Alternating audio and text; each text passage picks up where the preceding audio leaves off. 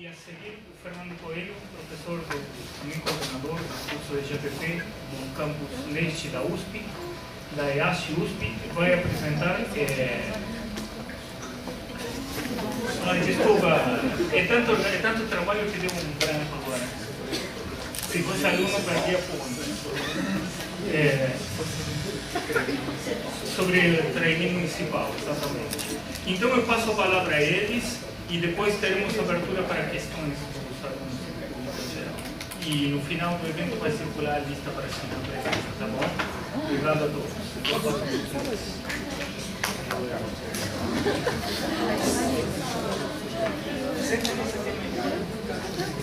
Bem, eu renovo as minhas palavras de agradecimento pelo convite para vocês. É sempre um prazer estar aqui na Unicamp. Já disse de manhã, repito agora, há um interesse muito grande da nossa parte de aproximação do nosso curso com o curso da Unicamp, com o curso da USP. Nós três coordenadores já estamos muito próximos de ser um movimento mais amplo de discussão da gestão pública e da política do país. E nós já temos alunos nossos cursando disciplinas com vocês, Marina Bela, com Pedro. Há outros alunos nossos querendo vir aqui, né? E a gente convida vocês também para aqueles que estão na área do GPP, né? Ficarem atentos para possibilidades de cursar disciplinas que possam interessar lá também, né? Não estamos tão distantes e é importante essa possibilidade entre nós, né? E o que eu trago hoje para vocês, o que eu vou apresentar, é um projeto de extensão chamado Transparência Orçamentária Municipal de Internet, ou abreviadamente TOMWeb. Não é a TOMWeb, não é o TOMWeb, certo? E ele tem, essa apresentação tem o objetivo de apresentar a coisa em si, né? Mas fundamentalmente fazer um convite a vocês, para que aqueles que se interessem por essa temática possam participar do projeto também, né?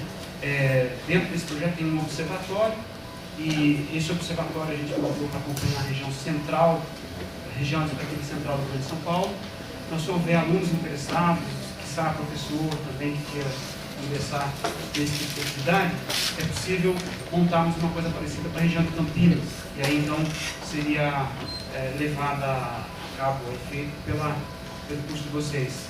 E na semana que ainda nessa semana estarei em Santa Catarina apresentando a mesma coisa. Então, a ideia é ampliar os observatórios de transparência orçamentária municipal via internet. Então, o observatório ainda está na forma de blog. A gente já viu que é bastante limitado. Em breve, com a ajuda aqui do Tato, que está aqui, nós vamos montar um portal da transparência orçamentária municipal via internet. Mas o conteúdo não será diferente desse que eu vou apresentar para vocês. A forma é como dá para melhor, para ficar mais eficiente, né? Então, esse Observatório da Transparência Orçamentária Municipal é um projeto de pesquisa e de extensão do Grupo de Pesquisa sobre o Controle Social do Gasto Público, que é um grupo lá do Departamento de Administração Pública da Unesp. E a ideia de transparência orçamentária municipal da internet é uma ideia que foi veiculada, foi concebida e veiculada numa monografia que está linkada aqui. Vocês ficarem aqui vão poder ler a monografia, não vou submeter essa tortura, mas a transparência orçamentária municipal está aqui definida como um modo de gerir a arrecadação de tributos próprios e o recebimento de transferências intergovernamentais, ou seja, todas as receitas municipais, e sua destinação a itens de despesa pública. Que, na verdade, então, receita, despesa municipal, orçamento municipal, né, e sua concepção e sua execução. O conceito de transparência é um conceito bastante mencionado hoje em dia, né? Transparência virou já não mais um meio, mas até um fim da própria administração pública, uma finalidade, um objetivo. Então nós podemos falar em políticas de transparência, e no caso políticas municipais de transparência. Apesar de ser um conceito bastante disseminado, já consagrado na literatura, já consagrado em documentos de organismos multilaterais, já consagrado na nossa legislação, seja na lei de responsabilidade fiscal, lei complementar 10100, seja na última lei de transparência complementar, a lei complementar 13109, que obriga os municípios a praticarem essa transparência orçamentária, agora via internet. Todos os municípios brasileiros estarão obrigados a partir de 2013. Enquanto isso, só os municípios maiores, com mais de 100 mil, mais de 50 mil, estão obrigados a partir de 2011. Então são 5.565 municípios. Por enquanto, uns 500 talvez estejam já obrigados. O resto tem menos habitantes. E a nossa ideia é juntar esses conceitos que hoje configuram o que se chama de transparência, a legislação, e fazer um observatório a partir da universidade, ou seja, neutro politicamente, e que não tem nenhum poder de forçar alguém à transparência, mas que incentiva ou até, de certa forma, pressiona o município a ser transparente. Há algum tempo atrás eu escrevi um artigo que eu mencionava uma figura chamada o chato de galocha cor de abóboras. Um chato que chama muita atenção. E a ideia é de que se em cada município tiver um chato de galocha cor de abóbora, o único cara que acompanhe com algum grau de competência as finanças públicas municipais, muitas coisas que são feitas deixariam de ser feitas, porque o sujeito lá na gestão pensa, puta, aquele chato vai vir para o jornal falar que eu estou fazendo coisa errada. E essa ideia do chato de galocha cor de abóbora me veio, porque quando eu fui secretário de Finanças, havia um no município que eu era secretário de Finanças que cumpria esse papel, e era eficiente, porque quando alguém pensava em fazer alguma coisa lá na prefeitura, mas aquele cara faz mais diferença do que o Tribunal de Contas, para vocês terem uma ideia, uma pessoa assim. Então, é um pouco daí que vem a ideia do Tom Web, que a gente possa fazer isso em cada município, e aí nós fizemos, então, isso para a região administrativa central do estado de São Paulo. São 26 municípios ali, Araraquara, São Carlos, e é uma coisa bem simples, eu quero ser rápido até com vocês. O que nós fazemos? Nós monitoramos os principais documentos de finanças públicas, que são quais? O plano plurianual, a lei de direitos orçamentários, orçamento, balanço orçamentário, balanço financeiro, balanço patrimonial, relatório resumido da execução orçamentária, basicamente os documentos exigidos pela Lei 4.320, que é a Lei das Finanças Públicas desde 1964 no Brasil, e os documentos exigidos pela Lei de Responsabilidade Fiscal, principalmente o relatório de gestão fiscal e o relatório resumido da execução orçamentária. O que nós fazemos? Nós vamos a cada um dos municípios e verificamos no portal do município se ele tem. E ele tendo, a gente linka. Então o cidadão que quiser conhecer isso dos municípios, vem aqui e olha, Boa Esperança do Sul tem disponibilizado PPA, LTO, lei orçamentária, mas não tem balanço orçamentário, balanço financeiro. Percebem? Aqui nós temos então uma lista de todos os municípios da região e linkamos os atuais. De tal modo que alguém que queira acompanhar as finanças dos municípios da região tem um único local. Essa é a primeira contribuição do observatório. A segunda é que ninguém sabe como é que funciona isso. Por que são esses documentos? Então já é o segundo serviço que nós prestamos. Olha, se você olhar esses documentos, com base nesses documentos dos municípios, você pode saber tudo da situação tributária, orçamentária e financeira dos municípios. Agora, o que cada um desses documentos tem? Nós vamos, com o tempo, escrever o que é cada um dos documentos, no link ali. Nós estamos fazendo isso agora, mas hoje, ainda estamos no seguinte pé. Aqui tem um glossário, dicionário, que é também tudo, percebe, de terceiro, a gente só faz o link. Então, se você quiser, por exemplo, ser um chato de galocha cor de abóbora, ou, esse é o nome popular, o nome científico é Tom Web Observer, que a gente vai fazer um curso para preparar pessoas para fazerem isso, ou Tom Web Observer, o Calma Filhos. A ideia é que cada município tenha um desses chatos de galocha cor de abóbora formado por nós. Nós vamos dar um curso de, 120 horas para a pessoa saber o que são as finanças municipais, quais são as receitas fundamentais, o que você tem nesses documentos. A pessoa vai alimentar o município dele. Tem uma outra coisa que nós colocamos aqui, que já está pronta, só falta a gente colocar. Estão vendo um PF ali, não é prato feito, é painel financeiro.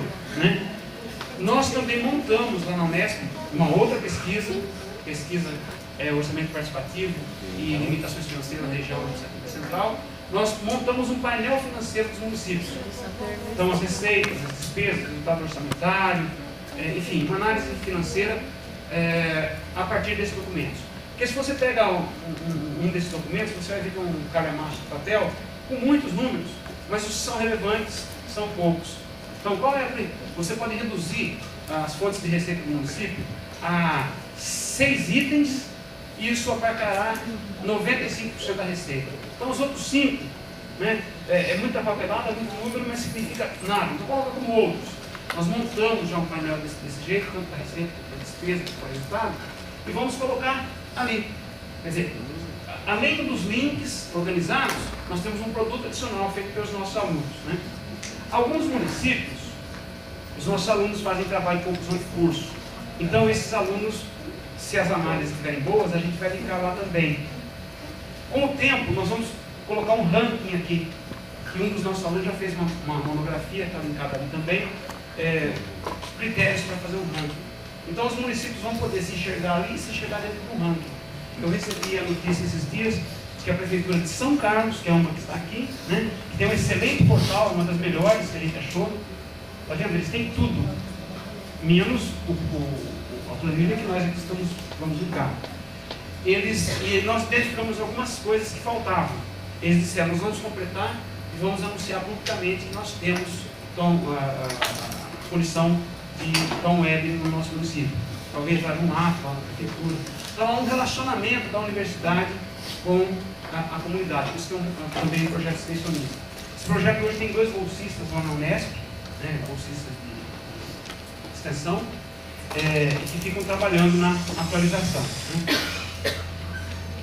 Já foi objeto de uma reportagem da Globo regional lá, no dia 19 de abril, e a gente vai criar esse prêmio aqui com o tempo. Né?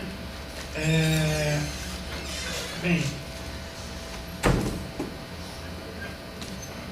é isso que eu quero apresentar para vocês. Eu os convido a conhecer a monografia que deu origem a isso, que é uma monografia que também foi premiada pela Secretaria do Orçamento Federal, ao concurso de monografias. Essa monografia foi premiada.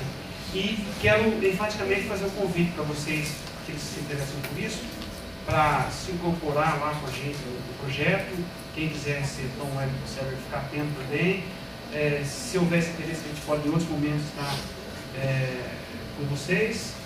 E na perspectiva não só de estudante interessado nessa temática, que é uma temática candente para a melhoria da gestão pública do Brasil, mas também enquanto cidadãos que possam ajudar na ampliação da transparência orçamentária no país.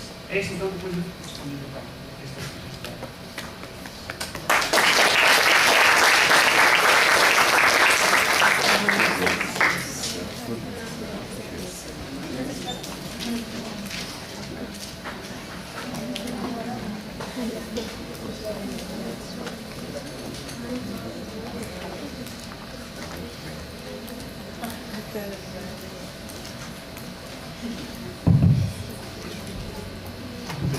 Boa tarde a todos e a todas. Para quem eu não vi pela manhã, na reunião organizada pelo professor Carlos em sala de aula, é um prazer estar aqui com vocês na FCA Unicamp, é a segunda vez.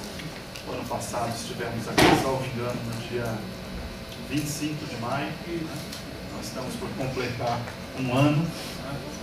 E eu acho que esse encontro ele é muito bem-vindo, à medida que ele propicia essa integração entre nós, professores e coordenadores dos 3 cursos de pública das 3 universidades estaduais paulistas, a USP, a Unesp e a Unicamp. A minha apresentação aqui vai ser um pouco sobre a experiência de um programa em construção, que é o programa Trainee Municipal. Isso faz parte de um projeto que nós iniciamos em 2009, a partir de uma bolsa de iniciação científica aplicada, que é o que dentro da USP nós chamamos de bolsa de iniciação científica tecnológica, que é para se gerar produtos ou subprodutos passíveis de aplicação nas organizações. E aí a nossa preocupação era com a inserção profissional dos alunos dos cursos de pública, e a partir dessa preocupação nós derivamos esse programa, que é o programa Trainee Municipal, que nesse momento está em fase, né, de implantação de uma experiência piloto, né, de uma primeira experiência que possibilite ajustes e aperfeiçoamentos para aí, a partir disso, a gente poder ter um modelo passível de implantação, né, em quaisquer localidades. De imediato eu quero parabenizar o professor Pires pela apresentação deste projeto, né, que ele vem levando a cabo com os alunos de administração pública da Unesp. É sensacional, né? Haja visto que a gente passa então a deslocar nossas preocupações na administração pública, que comumente são tão somente com o nível federal e estadual para o nível municipal. Não tenho dúvida que vocês, enquanto estudantes da área de pública, né, a onda do ponto de vista da inserção profissional vai estar dentro da gestão municipal, porque se já falamos de uma reforma de Estado em âmbito federal, de reformas de Estado, sobretudo do ponto de vista administrativo em âmbito estadual, as próximas reformas do Estado serão em nível municipal e, de fato, já acontecem desde o processo de redemocratização, né, da forma pelo qual os municípios se tornam ente, e a partir disso também no processo de descentralização das políticas públicas. Então faço o voto, viu, Pires, de que sua experiência seja replicada aqui na Unicamp, que eles adotem uma região aqui.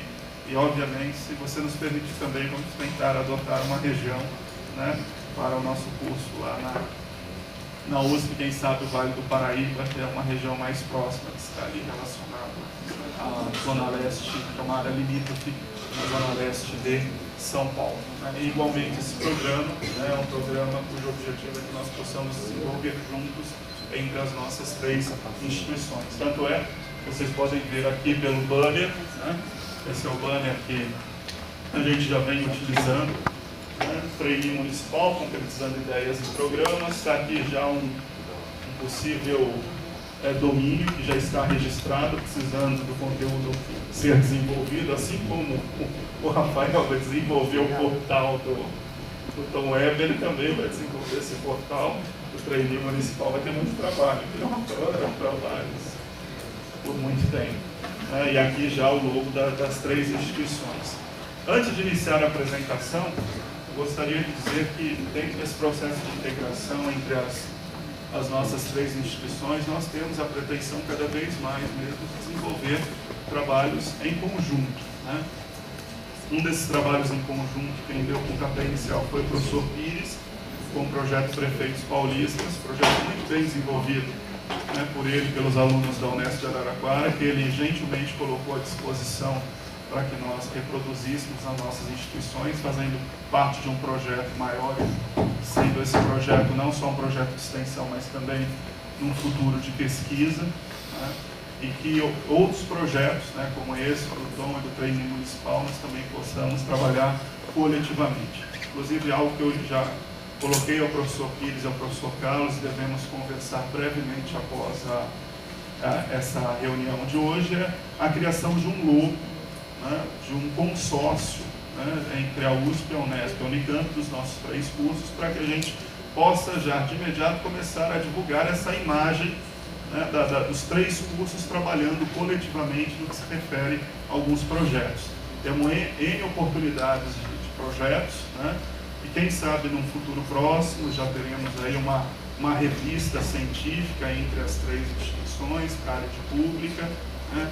Quem sabe daqui a algum tempo não teremos um mestrado interinstitucional entre as 3 instituições na área de pública, ou seja, oportunidade para trabalharmos coletivamente é o que não nos falta, né? Mas vamos construindo isso gradativamente. Então deixa eu aqui começar com a apresentação do Trainee Municipal, né?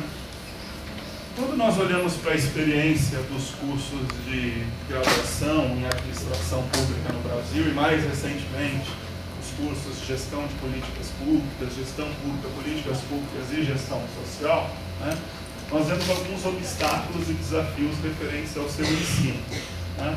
Esse é um trabalho cujos resultados derivam da minha tese de doutorado em 2006, que ao estudar os cursos tradicionais de administração pública na época, nós percebemos que nós temos problemas ainda na atração de alunos, né, por um desgaste da imagem do Estado, que é veiculada muito de um ponto de vista midiático, que muitas vezes não reproduz o que de fato é o Estado, né, e às vezes também por perspectivas de trabalho nebulosas. Daqui a pouco eu vou retomar isso para fortalecer então a ideia do trainee municipal. Do ponto de vista de formação acadêmica, nós ainda estamos construindo uma identidade, né? É uma identidade que já está presente implicitamente, mas nós precisamos explicitá-la, e ao explicitá-la, esperamos aí ter em breve as nossas diretrizes curriculares nacionais aprovadas. Já estão aprovadas no Conselho Nacional de Educação e faltam ser referendadas pelo Ministério da Educação, né? Durante muito tempo, o ensino de administração pública foi uma adaptação do ensino de administração de empresas. Isso em algumas escolas ainda persiste, né? Sempre com uma dicotomia política-administração, né? Quando na verdade, para além dessa dicotomia, o que a gente quer é uma integração, porque é a formação de um profissional técnico-político, ainda com uma forte escassez de material didático, sobretudo do ponto de vista de livros-textos, porque é uma área recente no Brasil que ainda carece de escala. Portanto, os livros-textos ainda estão por ser publicados, né? Uma carência ainda de corpo docente, até porque são poucos programas de mestrado e doutorados na área, e com o crescimento de cursos de graduação, ainda nós nos deparamos com a falta de docência do ponto de vista da especificidade da formação acadêmica, e falhas na interface teoria e prática, muitas vezes porque não conseguimos nos aproximar como queremos do setor público para a inserção dos nossos alunos, por exemplo, como estagiários, né? E do ponto de vista da inserção profissional, quando nós olhamos para a nossa experiência tradicional, a gente vê muitos alunos que são formados em público se deslocando para o mercado privado. Não há problema nenhum, cabe aos alunos escolherem, né, a sua inserção profissional, mas muitas vezes, ao saber desses casos, eu trabalhei muito com esses alunos na minha tese, você percebe que eles se deslocam ao setor privado, né, pela ausência de possibilidades de inserção no setor público, né? Existe uma assimetria de informação de como esse aluno pode se inserir no setor público, né? Por quais concursos públicos optar, como se preparar e assim por diante. Então, o programa Trainee Municipal ele surge a partir de duas questões, né? Primeiro, nós precisamos mostrar para os alunos que vêm para os nossos cursos que a oportunidade de inserção profissional ela é ampla e diversa. Para quem se lembra do ano passado, a apresentação do professor Pires aqui foi uma apresentação sobre a empregabilidade, né, no setor público, e ele mostrou bastante essa amplitude e essa diversidade de inserção, né? E ao mesmo tempo, nós precisamos, enquanto cursos, criar vínculos com o setor público que permitam os nossos alunos se inserirem, né, profissionalmente nesse setor. Então, é pensando nesses dois problemas, nós concebemos este programa, né? Esse programa, só para a gente então falar um pouquinho do mercado de trabalho no setor público, e aí até tomando algumas ideias do ano passado que o professor Pires apresentou, tanto aqui quanto em Balneário Camboriú, no ENEAC, e eu e ele estamos ainda por escrever um artigo que já estamos combinando a tempo, nós teremos tempo, se possível, no segundo semestre para isso. Nós temos uma ampliação do conceito de público, né? O público para além da gestão estatal, portanto, o público para além do Estado, e uma ideia de público também adentrando do ponto de vista do terceiro setor e do próprio mercado. Então, quando se fala hoje de imediato no mercado de trabalho para o aluno da área, né, de administração, gestão e políticas públicas, nós estamos falando só do Estado, embora, né, se você perguntar muito para os professores da área, né, do ponto de vista do que eles imaginam do aluno que estuda a área, eles imaginam a inserção no âmbito do Estado, até porque ainda nós sabemos que o Estado, né, carece de um processo, né, de profissionalização da sua burocracia, ou quando não dessa profissionalização, ainda carece de bastante competência administrativa em algumas áreas e assim por diante. E trabalhamos para isso, do ponto de vista do ensino e pesquisa, sobretudo para o Estado. Mas, né, nós temos oportunidades também dentro do terceiro setor e do mercado privado, né? Então, aqui só para a gente poder falar um pouquinho de oportunidades em cada um desses setores, né? Dentro do Estado, nós estamos falando inicialmente das carreiras típicas do Estado, voltadas para a área de gestão, né? Estão crescendo os concursos, né? Voltados para a área administrativa, organizacional, né? Quais eram os concursos mais tradicionais nas carreiras típicas do Estado? Os concursos da área econômico-financeira, até pela valorização da burocracia dessas áreas no Brasil. Mas nos últimos 15 anos, a área administrativa organizacional ela vem sendo revalorizada perante a área econômico-financeira. Porque o Estado também sabe que, para além de questões econômico-financeiras, ou seja, muitas vezes relacionadas à eficiência, ele também tem uma série de questões administrativas a serem trabalhadas, né, muito relacionadas aí mais à questão da eficácia. Então, aqui nós estamos falando de carreiras especialistas em políticas públicas e gestão governamental, tal como já existe no governo federal, tal como já existe em mais da metade dos estados brasileiros. São Paulo foi um dos últimos estados a adotar essa carreira, em 2009, e já como é uma tendência em alguns municípios de médio e grande porte. Mas é só a partir da inserção em carreiras que eu consigo trabalhar no Estado? Não, também nós temos a inserção a partir de indicações técnico-políticas para cargos em comissão. Uma realidade na nossa administração pública são os cargos em comissão. E muitas pesquisas já mostram que o preenchimento de cargos em comissão já não são apenas preenchimentos do ponto de vista de indicação política, mas são indicações técnico-políticas. Isso vem acontecendo, sobretudo, por quê? Porque os políticos, diante de um processo de competição política, eleitoral e da própria democracia, precisam, né, ter técnicos capazes de transformar as suas ideias em projetos, né? Então, essa indicação técnico-política ela tende a crescer. Isso é uma oportunidade para todos vocês. Na USP, por exemplo, muitos dos nossos alunos que se formaram e adentraram em cargos em comissão, adentraram porque realizaram estágios na Prefeitura Municipal e no Governo do Estado, e a partir desses estágios e dos resultados que aportaram nas suas organizações, foram convidados a assumir esses cargos em comissão. Então essa também é uma realidade para nós, né? Outra questão, o Estado também tem novos papéis a cumprir, né?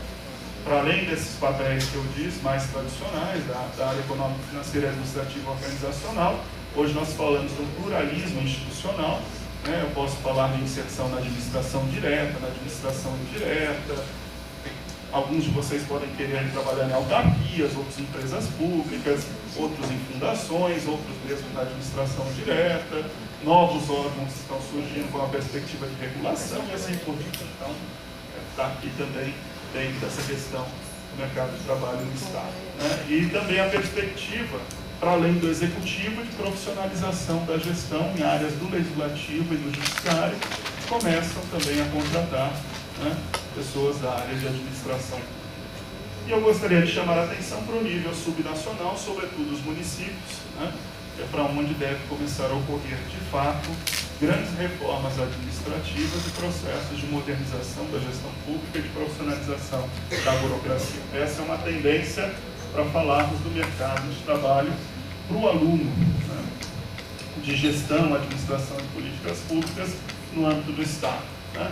No terceiro setor, nós temos um boom nos últimos anos. Esse terceiro setor se ampliou e se diversificou, é um conceito amplo.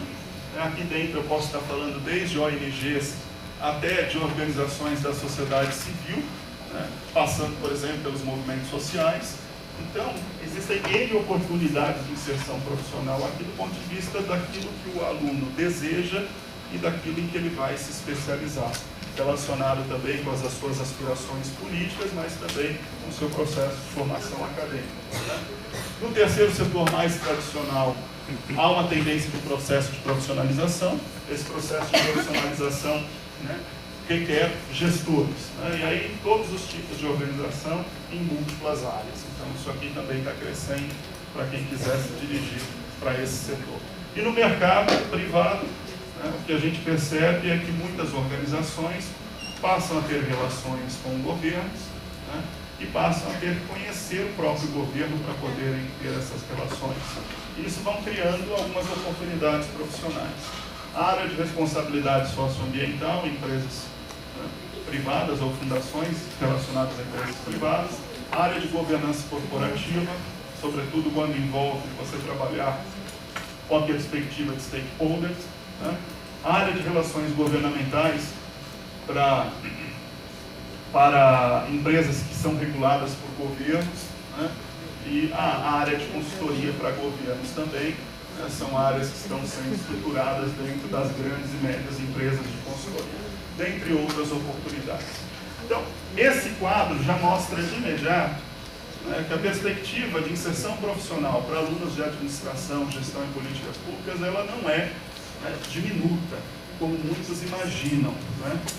Ela, pelo contrário, ela é ampla e diversa, e cabe a nós, dentro dos cursos, trabalharmos essa amplitude e diversidade a partir de aproximação, né, com organizações desses 3 setores. O que nós estamos propondo aqui no programa Treino Municipal é a aproximação com o Estado do ponto de vista do nível subnacional em geral e os municípios em particular. Bom, vamos falar um pouquinho então do setor público e inserção profissional dentro dele, né? No caso, o Estado. Tradicionalmente, né, a inserção ocorre pelos concursos públicos. E o que nós observamos nos últimos anos foi um crescimento vertiginoso dos concursos públicos na área de gestão, mas, esse mas é muito importante, né? Quem adentra nesses concursos, tá? Bom, quem quer adentrar nesses concursos, muitos têm dificuldades de preparação e aprovação. Por quê? Porque às vezes um concurso público ele exige do candidato tão somente um tipo de competência. E qual é a competência que se exige no concurso público? É a competência de domínio de alguns conhecimentos e aplicação desses conhecimentos em uma prova escrita, que pode ser uma prova fechada por múltipla escolha ou uma prova aberta. E nós sabemos que muitos dos nossos alunos podem ter dificuldade com isso. E afinal de contas, essa não é a única competência que cabe a um profissional formado na área, né? E temos o contraponto disso também. Sabemos de muitas pessoas que adentram por esses concursos públicos, e esses concursos públicos, ao não averiguar outras competências que são tão ou mais importantes do que o domínio de conhecimento, que é o saber, mas tem a competência do saber fazer, né? Às vezes não conseguem mobilizar esse conhecimento em prol de atividades no seu exercício profissional. Então, isso existe, né? E está dado. Então, tem que ter alternativas, né? Ou se tem que ter discussões de como se ampliar esse processo dos concursos públicos. Hoje, dentro do Ministério do Planejamento, já se discute, né, novos formatos para os concursos públicos em nível federal, mas essa discussão tem que também passar pela questão do direito constitucional e administrativo, porque se você coloca novos formatos de concursos públicos, você vai quebrar a isonomia, né? Até porque outros processos seletivos que não, né, apenas o domínio de conhecimento podem entrar numa questão intersubjetiva e serem julgados, né, como improcedentes do ponto de vista da impessoalidade por parte do direito.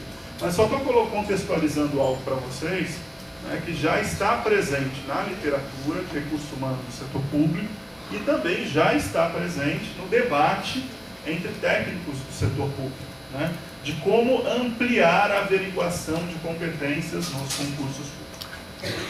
Segundo, né, cada vez mais a gente trabalha com uma transição do paradigma da qualificação, né, em detrimento do paradigma da competência. Então a gente está deslocando de qualificação para competência. E o conceito de competência é mais amplo que o conceito de qualificação. Envolve, para além de conhecimentos, né, a mobilização desses conhecimentos e também habilidades e atitudes, né? Então, a gestão por competências, que já é trabalhado na área, né, de administração de empresas há pelo menos 25 anos, no setor público vem sendo trabalhado nos últimos 15 anos, do ponto de vista internacional, no caso brasileiro, nos últimos 10 anos, pelo menos em nível da literatura. Cabe ver como isso vai se inserir dentro do próprio setor público. E um outro dado que é importante aqui, que é a frustração e o desalento de muitas pessoas que adentram nessas carreiras por concurso público, né, pelo não acesso ao processo decisório. Isso a gente já tem verificado em pesquisas. A literatura tradicional aponta para isso, porque tradicionalmente você tem uma dicotomia entre política e administração. Os políticos definem né, os burocratas, a partir dessa definição, executam. Então não tem acesso ao processo decisório. Isso acontece. Então muitas vezes você hoje encontra um especialista em políticas públicas e gestão governamental no governo federal, que então, é a carreira de alta burocracia no governo federal, um salário inicial em torno de R$12.000, né, muitas pessoas dessas frustradas e desalentadas. Por quê? Pelo não acesso ao processo decisório. Nós estamos fazendo uma pesquisa agora no governo do Estado de São Paulo, com os especialistas em políticas públicas aprovados no concurso público de 2009, né? E isso é muito fácil de perceber. Quando essas pessoas não têm acesso, muitas delas, ao processo decisório, o trabalho para elas pode perder sentido. Quando você tem uma perda de sentido do trabalho, você tem um processo de desmotivação, né, ou um processo de descomprometimento que leva, né, a um próprio processo de frustração. Então nós temos hoje as carreiras no setor público estão sendo repensadas de como melhor aproveitar essas pessoas que são selecionadas para as carreiras da alta e média burocracia. Mas por enquanto isso é algo que acontece, né? Então, ponto positivo, os concursos na área de gestão estão se ampliando e a tendência é manter essa ampliação. Ponto negativo, né? Nós sabemos que para os nossos alunos, alguns podem ter dificuldade de preparação e aprovação, né, por terem desenvolvido outras competências que não necessariamente só essa da aplicação de conhecimento em uma prova, né, e muitos que entram podem estar sujeitos a processo de frustração e desalento. Bom, em contrapartida aos concursos públicos, nós temos a provisão pelos cargos de livre provimento. Neste caso, eu disse para vocês que nós temos um aumento das indicações técnico-políticas. Cada vez mais as indicações têm a ser técnico-políticas, não apenas políticas. Mas, o que acaba acontecendo? Ainda nós temos uma ausência de capital social e político dos estudantes. Ou seja, um estudante de 22 anos, recém-formado no curso de graduação. Qual é, de fato, o capital social e político dele para conseguir uma indicação, né, para um cargo de livre provimento? Não é tão fácil ele ter esse capital social e político, a não ser que já seja uma pessoa inserida dentro de partidos políticos e assim por diante, ou uma pessoa muito bem relacionada com uma ampla network. Ao mesmo tempo, uma assimetria de informação no mercado de trabalho em administração pública. Puxa, estou me formando aqui em GPP na Unicamp Limeira. Quais serão as prefeituras aqui da região que estão dispostas a contratar, né, um bacharel em GPP para um cargo de livre provimento? Essa é uma pergunta. Coloco o seguinte: será que as prefeituras nos conhecem? Essa é uma primeira pergunta. Como fazer para essas prefeituras nos conhecerem enquanto curso e, mais do que enquanto curso, visualizarem esses cursos a oportunidade de buscarem profissionais técnico-políticos para suas mais diversas áreas. E ainda, no setor público, sobretudo em nível local, ainda existe isso aqui, desconfiança dos jovens por uma suposta inexperiência. Isso no mercado de trabalho privado já mudou, né? No mercado de trabalho privado, o paradigma do século XX é isso.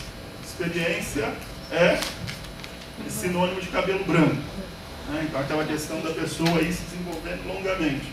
Hoje você já vê uma mudança disso, né, desse paradigma dentro do mercado de trabalho. No setor público ainda tem, em parte, uma desconfiança dos jovens, sobretudo em nível municipal, nas pequenas e médias prefeituras, pela suposta inexperiência. Então, como que a gente desconstrói esta imagem? Tá? Então, uma vez feito esse quadro, né, veio a ideia do programa, né, de trainee no setor público. O que seria essa ideia do programa de trainee no setor público? Primeiro, adaptado do modelo da iniciativa privada. Que é um modelo de trainee na iniciativa privada. As empresas privadas, anualmente, realizam processos seletivos para contratar estudantes, né, formandos ou recém-formados para integrarem suas equipes de trabalho. Essas pessoas entram da perspectiva que vão adentrar nessa empresa, vão circular durante um tempo por toda a empresa, conhecer a sua estrutura e posteriormente ser alocada em uma área desta organização, né? E a ideia da empresa é que esses estudantes dentro do médio prazo, né, a partir do seu potencial, alcancem posições de média e ou alta direção. Esse é o conceito de programa de trainee, utilizado em torno do mundo desde a década de 60. Tá certo? Muito bem. Como que isso cabe dentro do setor público? Quem disse que isso cabe? Bom, já temos algumas tendências do setor público usar programas de trainee na administração indireta, né, sobretudo nas empresas públicas. Empresas públicas hoje têm programas de trainee, não dentro do conceito tradicional, mas dentro de um conceito adaptado, ou seja, realizam concursos públicos e uma vez que as pessoas que entram dentro do concurso público, elas já passam por um processo imediato de avaliação dentro da organização para melhor alocação dessas pessoas nas mais diversas áreas, né? Então vai se averiguar a competência daquela pessoa, qual área que ela melhor se destina e assim por diante. Isso em parte já leva em consideração conceitos de programas de trainee, né? Na administração direta nós temos uma tendência de certificação profissional, né? Isso já vem sendo utilizado no Ocidente há mais de 10 anos, com experiências na Europa e nos Estados Unidos. No Brasil isso vem sendo utilizado há 5 anos, alguns estados já utilizam processos de certificação profissional. O que é isso? Esse processo de certificação profissional são averiguações em torno, né, da competência de pessoas que são indicadas para cargos em comissão. Então, para que aquela pessoa indicada não seja tão somente uma indicação política, mas que demonstre, né, uma competência administrativa para tal indicação política, essas pessoas são submetidas a processos de certificação. Hoje, por exemplo, o governo do Estado de Minas Gerais tem utilizado esse processo. Trazendo esse debate para os municípios, né? Nos pequenos municípios, né, que são 90% dos municípios brasileiros, nós temos uma ausência muito forte de uma burocracia especializada, né? Se você hoje vai conversar com prefeitos de pequenos municípios, é nítido, quando ele olha para o seu próprio secretariado, e às vezes ali no secretariado não tem condições de encontrar uma pessoa que esteja preparada, por exemplo, para construir um projeto a ser enviado para um determinado edital de governo estadual ou federal, né? Hoje a gente é procurado muito como instituição de ensino, né, por algumas prefeituras para ajudá-los a construir esse tipo de projeto. Bom, é nosso papel ajudar quando, né, temos tal estrutura, mas por que não esses municípios terem em sua estrutura profissionais com esta capacitação? Então, isso aqui é um fato, né?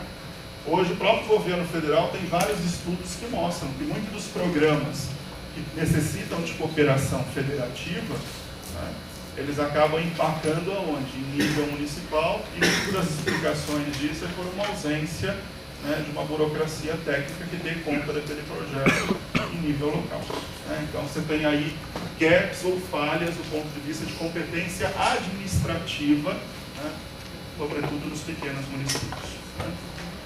Ao mesmo tempo, a gente tem observado que um grande processo de competição político-eleitoral a partir da redemocratização, e esses processos fazem com que os governantes, para se legitimarem, necessitem aportar resultados do ponto de vista da sociedade, né? Então, elas não conseguem se legitimar mais tão somente por um nome, tão somente por a presença de um grupo, né? Isso traz toda uma discussão de gestão pública por resultados. E essa gestão pública por resultados está muito associada, de fato, a se aportar resultados, né, dentro da perspectiva da sociedade.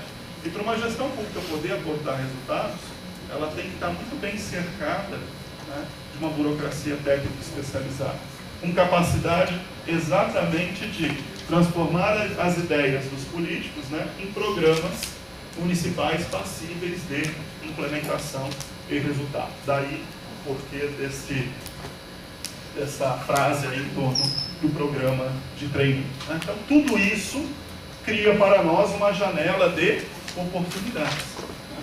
E essa janela de oportunidades é a inserção dos nossos graduandos e graduados dentro dos pequenos e médios municípios. E uma das formas de institucionalizar essa inserção é a partir do programa de trainee municipal. Então, qual que é a proposta, né? Quem seria esse trainee?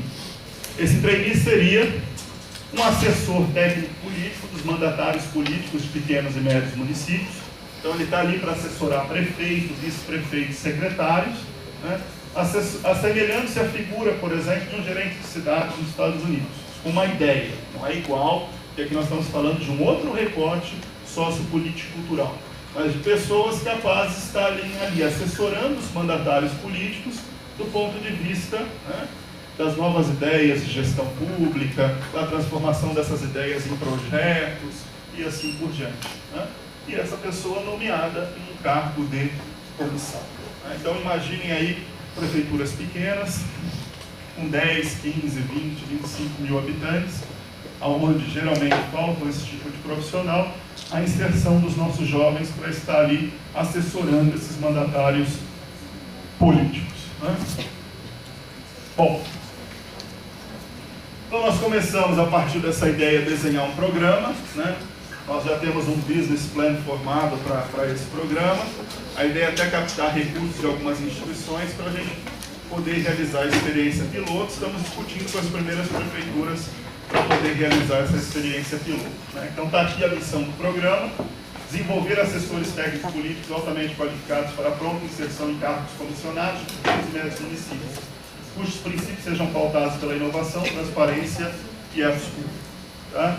A nossa visão, né, enquanto um programa, tornar-se referência nacional em desenvolvimento e inserção dos melhores assessores técnico-políticos municipais até o final da década, né? Temos 10 anos para trabalhar isso. E quem seriam esses assessores? Exatamente vocês, né? Pessoas que estariam se formando nos nossos cursos, né? E os valores do programa: inovar com simplicidade, porque a gente sabe que muito de inovação no setor público não são grandes questões, está baseado na simplicidade. O etos público, ética e transparência absoluta, e a ideia de efetividade, né? De reais impactos e efeitos desse programa para os municípios em geral e a sua sociedade, né, em particular. Bom, o design inicial do programa, tá certo? Para a gente começar desde já. A gente tem que considerar aquelas instituições que já têm fluxo de egresso. No caso aqui, o pessoal da Unicamp, eu sei que forma a primeira turma, né? É final de 2012 ou em 2013? Final de 2012. Final de 2012, né? Perfeito. Como a nossa ideia já é ter, né, um primeiro processo agora nas experiências pilotos entre final de 2011 e início de 2012. Vocês da Unicamp, então, viriam conosco já a partir de meados de 2012. Então, fazer uma experiência piloto no estado de São Paulo, um edital, inicialmente, do programa, se a gente conseguir começar no final desse ano, início do ano que vem, para egressos da Unesp e da USP, ampliado para a Unicamp e o FABC a partir de 2012, 2013, né? Com 20 vagas para formandos ou formados até 2 anos, né? Com seleção de 20 municípios com até 50 mil habitantes e dividido em 3 fases. O que a gente quer fazer, na verdade? Pegar um pool de municípios e dizer o seguinte: olha, vocês querem... Esse pool pode ser dentro de uma visão de consórcio, pode ser os municípios de uma determinada região, né? Então vamos, por exemplo, pegar os municípios da região 12, que o Pires trabalha lá em Araraquara, né? Ver os municípios que queiram participar, né? E aí elaborar, em conjunto com eles, um edital e assim por diante. Então, a ideia é de fazer isso num pool, embora também tenha a perspectiva, se não dá para trabalhar isso inicialmente no pool, que a gente trabalha com alguns poucos municípios, mas tentando ganhar escala dentro das regiões, né? E esse programa seria dividido em 3 fases, né? A fase 1, de um processo de edital, onde os alunos se inscreveriam e a gente teria um processo de recrutamento e seleção baseado em competências, com equipes, né, multidisciplinares e interinstitucionais dentro desse processo de avaliação, então participando, né, pessoas de todas as instituições. Depois, as pessoas que entrarem passarem por um processo de treinamento e desenvolvimento, como está previsto dentro dos programas de trainee, né? E muito desse processo de treinamento e desenvolvimento está focado pelas grandes necessidades da administração pública municipal, então um treinamento muito mais prático, em contato com gestores públicos municipais, né? Muito mais baseado, né, em dinâmicas, né? Então, um treinamento dentro da ideia do aprender fazendo, né? E depois um processo de imersão dentro da prefeitura, né? Esse processo de imersão teria aí um período de 2 a 3 meses, para a pessoa se habituar dentro da prefeitura, rodar toda a prefeitura, conhecer e na sequência, né, poder ser contratada por um cargo em comissão dentro daquela prefeitura, dentro de um período mínimo que a gente viria estipular e assim por diante, né?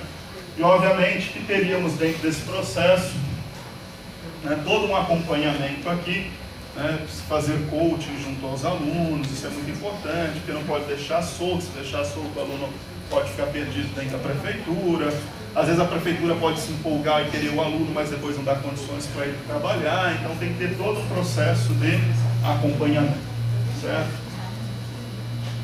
A execução, então, do programa, a gente está imaginando inicialmente a organização das 3 públicas paulistas e depois faz a entrada da UFABC, né, com apoio de uma série de instituições que a gente vem dialogando, né, por exemplo, a FENEAP, né, que está muito interessada para ter um selo dentro do programa e depois, quem sabe, isso a gente conseguir reproduzir pelo Brasil inteiro.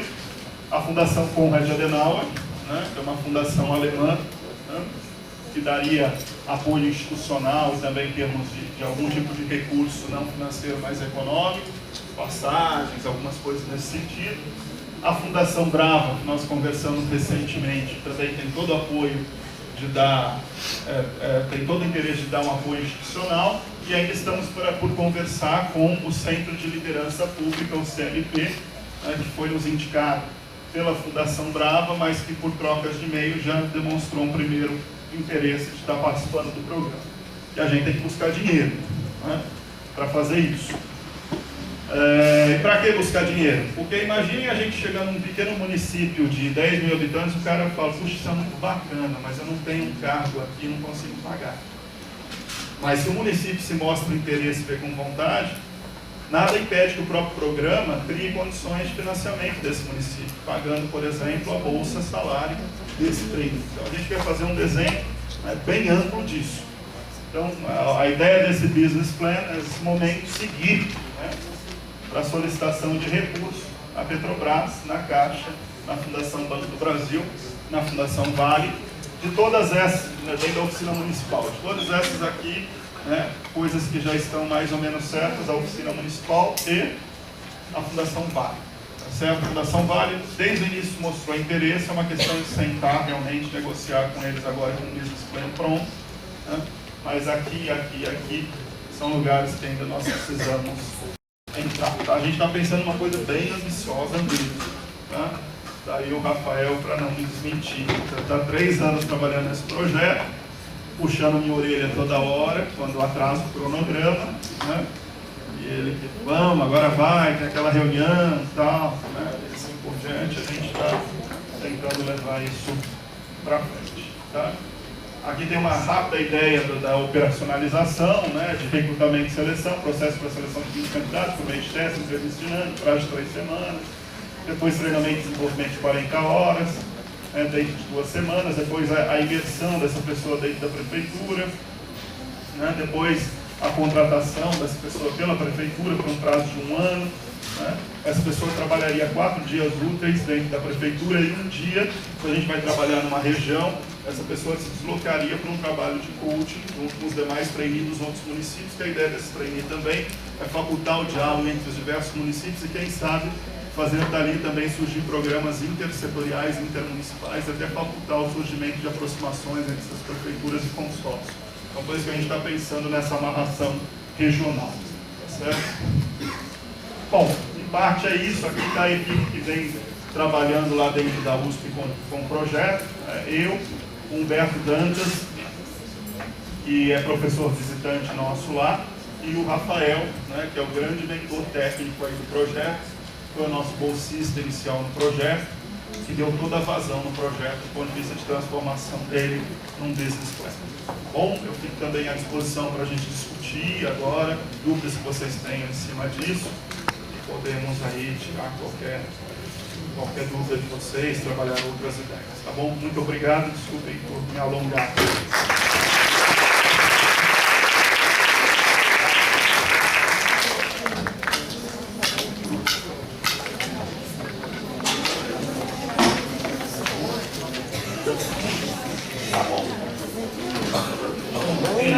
Dando continuidade, primeiramente queria agradecer a presença do Pires e do Fernando Coelho, e acho que a contribuição deles foi muito importante. A semana passada nós tivemos, como a Unicamp tem todo o semestre, uma avaliação por unidade do curso e da própria unidade, e quando nós fizemos a nossa avaliação do curso de GPP, apareceram várias motivações. A gente fica, de um lado, muito interessado nas questões, porque integra nossos problemas como professores, como os alunos, no mesmo objetivo, mas ao mesmo tempo com uma certa frustração da demanda que eles têm por uma formação e por um ofício, né? E nesse sentido parabenizo o projeto do trainee municipal, porque acho que para nós é de grande importância, uma vez que eles têm essa demanda não só de uma formação, mas de saber fazer o ofício, né? E acho que isso não se aprende só em sala de aula, mas se aprende em interação com o mundo de pública, e nesse sentido o programa de trainee é muito interessante. Também muito boa a contribuição do Pires com relação ao observatório, que é um problema tão importante hoje, e um problema tão de importância política da nossa realidade e da administração pública. Então, acho que essas duas contribuições são de grande valor para o nosso curso, que ainda está em formação, em construção de uma identidade. Então, agora eu gostaria de abrir para as questões dos alunos e do público em geral. Então a gente vai fazendo uma primeira rodada. Acho que vocês podem ficar à vontade de perguntar aos dois, a um ao outro, e quem tiver interesse, levante a mão que eu levo o microfone.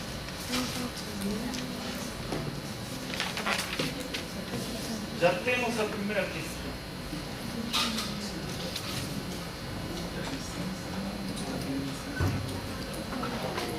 Oi, boa tarde. Eu queria fazer uma questão quanto ao trainee municipal. De que cidades vocês estariam pensando assim, o que vocês iriam priorizar assim, para estabelecer essas cidades? A localização, de fato certo?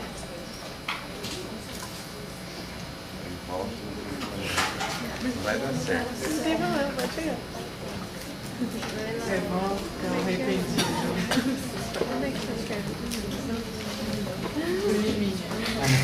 Bom, em primeiro lugar, dentro do nosso business plan, para ser apresentado nessas instituições para cada curso, a gente está dizendo que vamos tentar inicialmente selecionar algumas regiões mais carentes, né? Talvez um bom indicador para essas regiões mais carentes seja pegar, por exemplo, índice de desenvolvimento humano e assim por diante. Bom, mas por outro lado, também tem que ver se essas áreas têm interesses, né? Então, nesse primeiro momento, nós confessamos que o que nós estamos atrás é de uma primeira região que esteja de fato disposta a encarar esse projeto piloto, né? Então, nós estamos conversando, tem duas perspectivas de conversa. Uma perspectiva da região do Médio Paranapanema, né, que é uma região que a ONG Oficina Municipal já vem trabalhando do ponto de vista de formação de um consórcio de municípios, né? Essa é uma região. Em segundo lugar, houve o interesse por parte de um município específico, que não é nem de pequeno nem de médio porte, mas de grande porte, que é o município de São José dos Campos, né? O prefeito olhou o projeto e falou, é isso, né? E nos chamou lá. Então nós fizemos uma reunião há aproximadamente 3 meses com o prefeito Eduardo Cury, de São José dos Campos, né? E nessa conversa ele se mostrou muito interessado, encantado pelo projeto, e ele está verificando nesse momento, obviamente com todos os reversos políticos, as chances que ele teria de criar 10 cargos no município, algo que precisaria da aprovação da Câmara de Vereadores, e esses cargos seriam direcionados ao trainee municipal. Está nessa fase, né? Mas nada impede de que, surgindo interesses de outros municípios ou de outras regiões, nós possamos fazer isso. E o ideal seria, para a gente poder ganhar escala, a gente conseguir trabalhar, pelo menos dentro de uma região, com um conjunto de municípios para poder iniciar o programa. Então é nessa fase que a gente está trabalhando, tentando abrir as portas junto a alguns municípios e, simultaneamente, terminando o projeto e mandando para editais dessas organizações que a gente mostrou aí para vocês, né? Petrobras, Banco do Brasil, agora tem o Prêmio Banco do Brasil de Tecnologia Social, né? Talvez a gente tenha se encaminhado o projeto, está nessa fase, tá bom? Outra questão?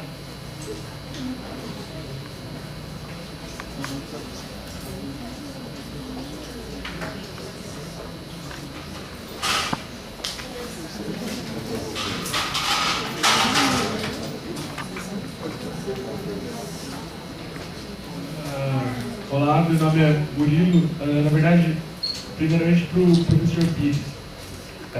Achei bastante interessante o Como Web, né? O senhor falou como que é o apelido da pessoa que... Chato de dar loja de abóbora? Nós temos um lá em Rio Claro, que está aí do lado, né? E ele tem uma grande intimidade com o Ministério Público por ser advogado. Então, na verdade, ele vem causando problemas gigantes para a administração, porque toda hora, porque a promotoria, o Ministério Público é um pouco lerdo, né? Ainda mais para ver questões da própria administração. E ele fica fazendo denúncia. E essas denúncias elas acabam indo para frente, acabam gerando várias condenações para a atual administração. E dificultando imensamente o trabalho deles. Isso está sendo muito interessante, muito bom, né? Ainda mais dificultando a questão ruim, né? Que para que eles pensem melhor antes de cometer erros e pensem melhor antes de cometer falcatruas ali. Então, na verdade, eu queria saber como se envolver mais com esse projeto. E, na verdade, agora para o professor Coelho, né? Eu achei muito interessante, eu achei muito legal. Eu acho que é o que falta mesmo na nossa carreira. Falta muito essa questão da iniciativa, né? E eu acho que isso vai ajudar muita gente e vai dar um começo muito bom. Parabéns.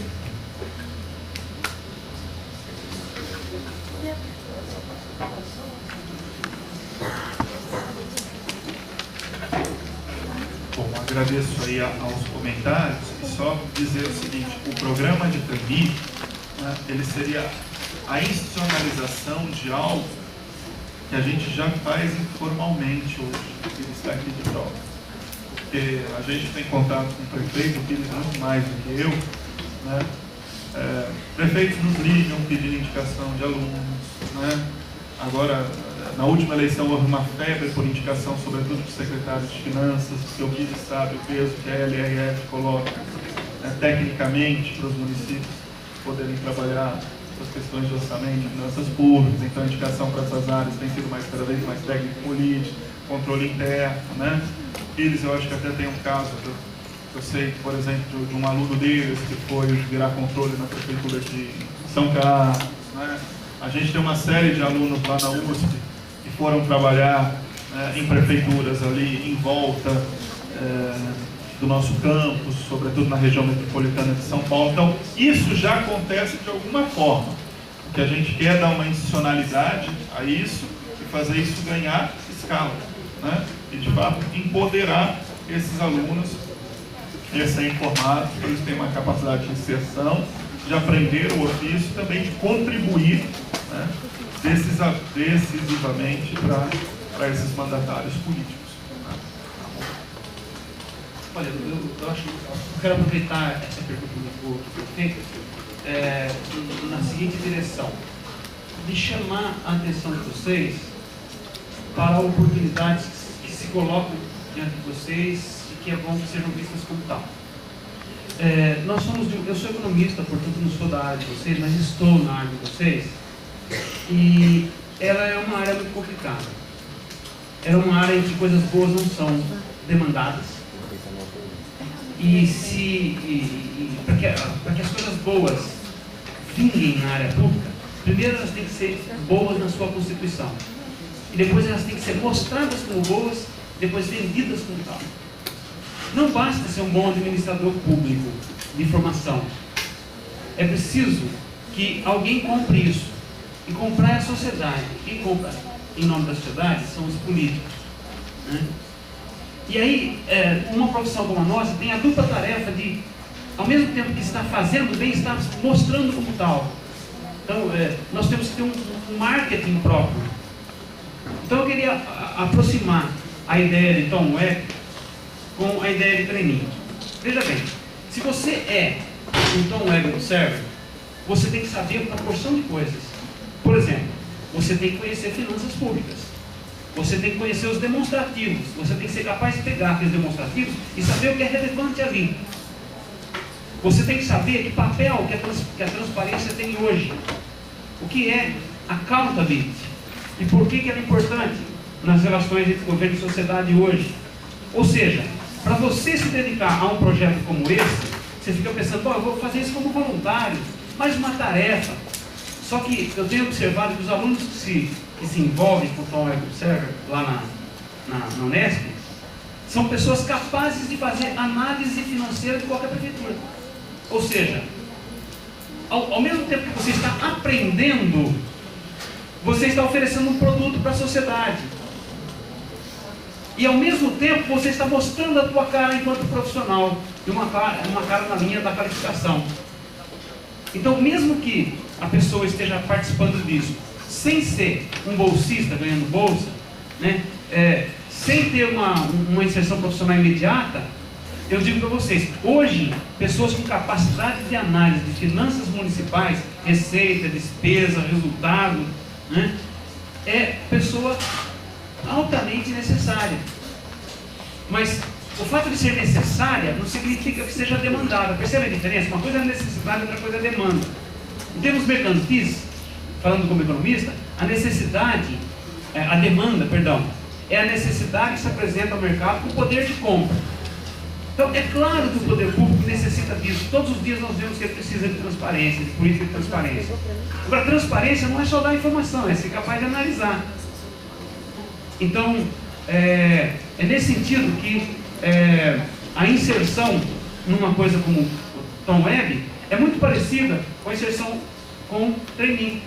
Basta você ter essa percepção, o que é que eu estou fazendo?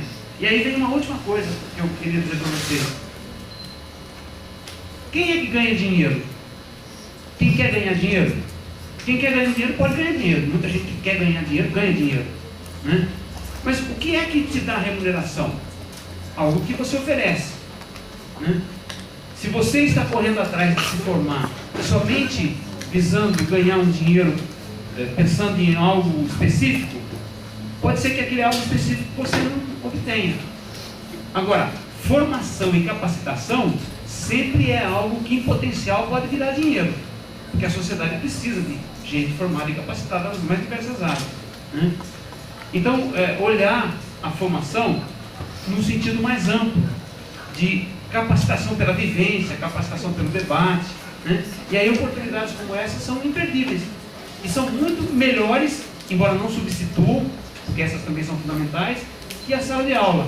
Então, o que nós estamos fazendo? Uma coisa que já é serviço do administrador público e que, de alguma maneira, vão se constituindo nas marcas das nossas universidades. Qual que é a minha ideia? Que daqui a algum tempo, a Unesp seja vista como quem forma administrador público com altíssima competência em construção de accountability na relação do governo e sociedade. Ou seja, o profissional formado na Unesp tem esse viés muito forte. Ele vai ter outros, né? Agora, que outros projetos tem lá na Unesp que estejam puxando para alguma direção? É importante que nós tenhamos nas nossas instituições caras, porque não basta ser administrador público, assim como não basta ser administrador de empresas, até porque administrador de empresas tinha matriculados em 2008, 750 mil pessoas matriculadas em administração no Brasil em 2008, contra 4 mil em administração pública, né? Então, todas essas oportunidades que aparecem, seria muito conveniente que vocês agarrassem, trouxessem para o seu curso, se envolvessem a formação pela vivência, aprender fazendo, né? E esse fazendo nosso significa fazendo a coisa e fazendo o que é necessário para que ela apareça, porque a sociedade precisa perceber que tem alternativas diferentes para ser melhor governada, e na medida que ela perceba, ela cobra. O Fernando mesmo falou há pouco, né, que está mudando, não é mais tão simples ganhar governo simplesmente sendo o cara da família tal. Né? Ainda existe isso no Brasil, mas quem observa com atenção percebe essa mudança. E aí o técnico passa a ser um aliado. Agora, quem é o técnico? Aquele que se envolveu em coisas que o tornaram um técnico qualificado. Espero que tenha respondido.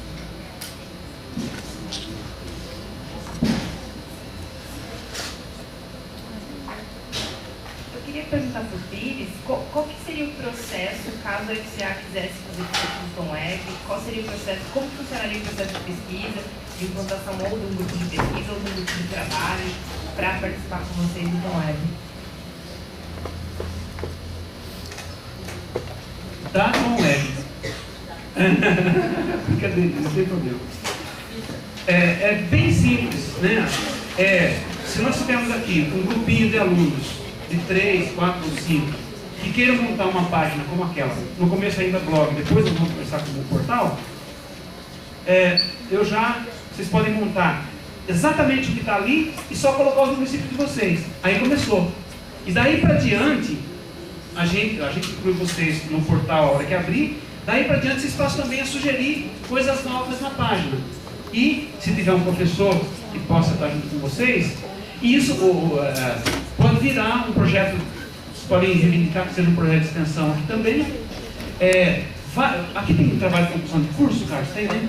Muitos alunos podem fazer trabalho de conclusão de curso analisando os municípios, né? E aí pode entrar em contato com o município para conseguir os dados. Ao contatar o município, vocês podem se apresentar como profissionais da área e podem vir a ser pessoas que o município pequeno vem ajudar a montar a página Tom Web deles igual São Carlos. Então, o primeiro passo montem para a região de Campinas a mesma coisa que nós montamos para a região central. Aí vocês já fazem parte do pool. Aí o aluno faz o Lattes dele, a gente inclui ele no nosso grupo de pesquisa formalmente no CNPq, ele passa a ser pesquisador do grupo. A hora que ele estiver fazendo o trabalho dele da prefeitura, pode juntar os alunos para discutir, a gente faz seminários. Nossa, lá tem 2 bolsistas no projeto Bolsa de Extensão. Né? Agora eu vou montar projeto para mandar para a FAPESP para pesquisa. Só que aí tem que aprofundar mais o instrumental analítico que a gente vai usar para poder dar um projeto mais embasado. Né?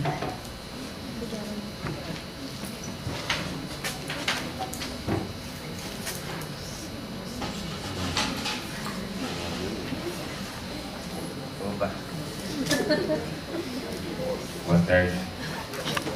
Minha pergunta é meio básica, assim. É mais para saber mesmo como que na parte do trainee, o recrutamento, como que vocês têm em mente, assim, para início, como que ia ser feita essa parte do recrutamento?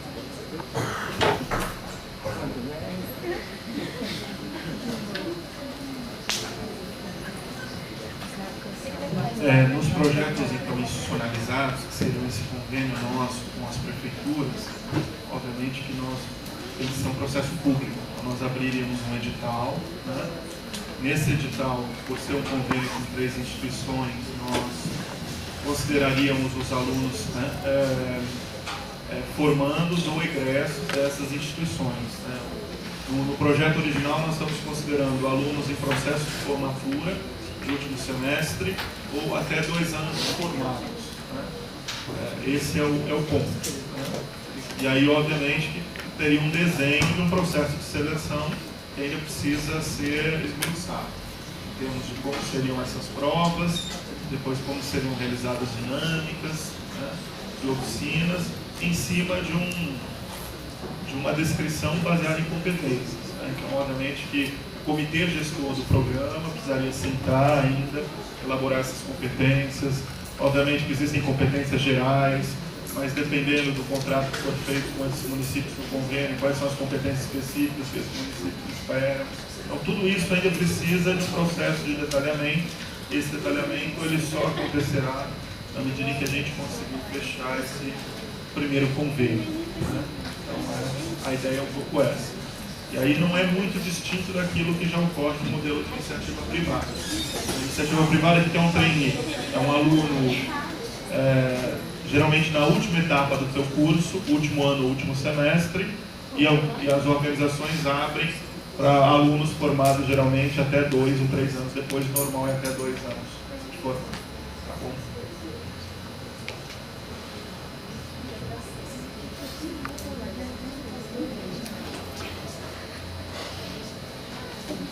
Bom, a minha pergunta é mais uma curiosidade, assim, em relação a estágio, principalmente na Unesp, que já tem mais anos, assim, os estágios, existem oportunidades, assim, na área pública de estágio, ou os alunos acabam fazendo estágio na área privada mesmo?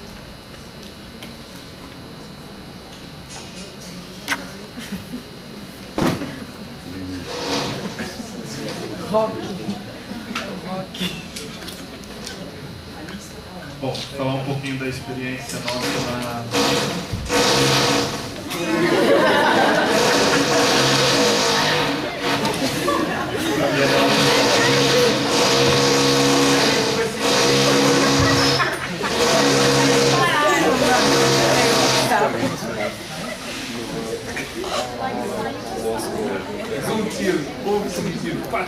Bom, deixa eu tentar começar a responder.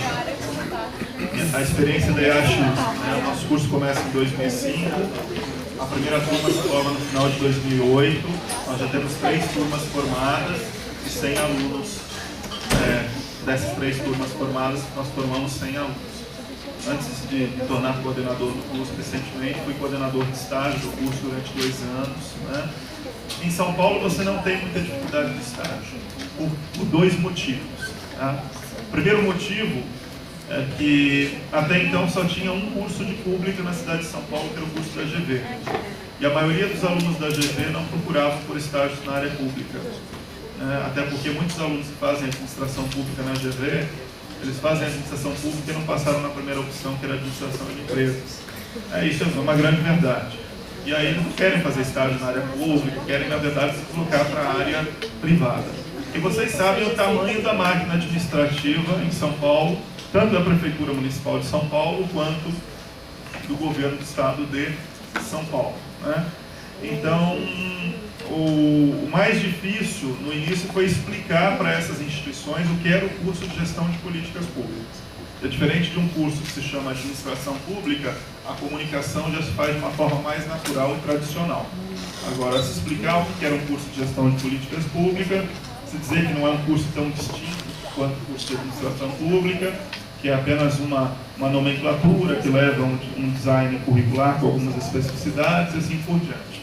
Então, em parte foi fácil, mas os estágios, eles estão em São Paulo, você tem muita oportunidade do ponto de vista quantitativo, mas o nosso grande desafio hoje no curso é melhorar esses estágios do ponto de vista qualitativo.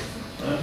O que é isso? Fazer com que aquela prática de estágio, de fato, seja uma prática de estágio, com supervisão, que ali o aluno não esteja apenas alocado como uma mão de obra barata, que não esteja realizando atividades apenas de substituição de mão de obra operacional, mas que tenha a capacidade de aprendizado. Né?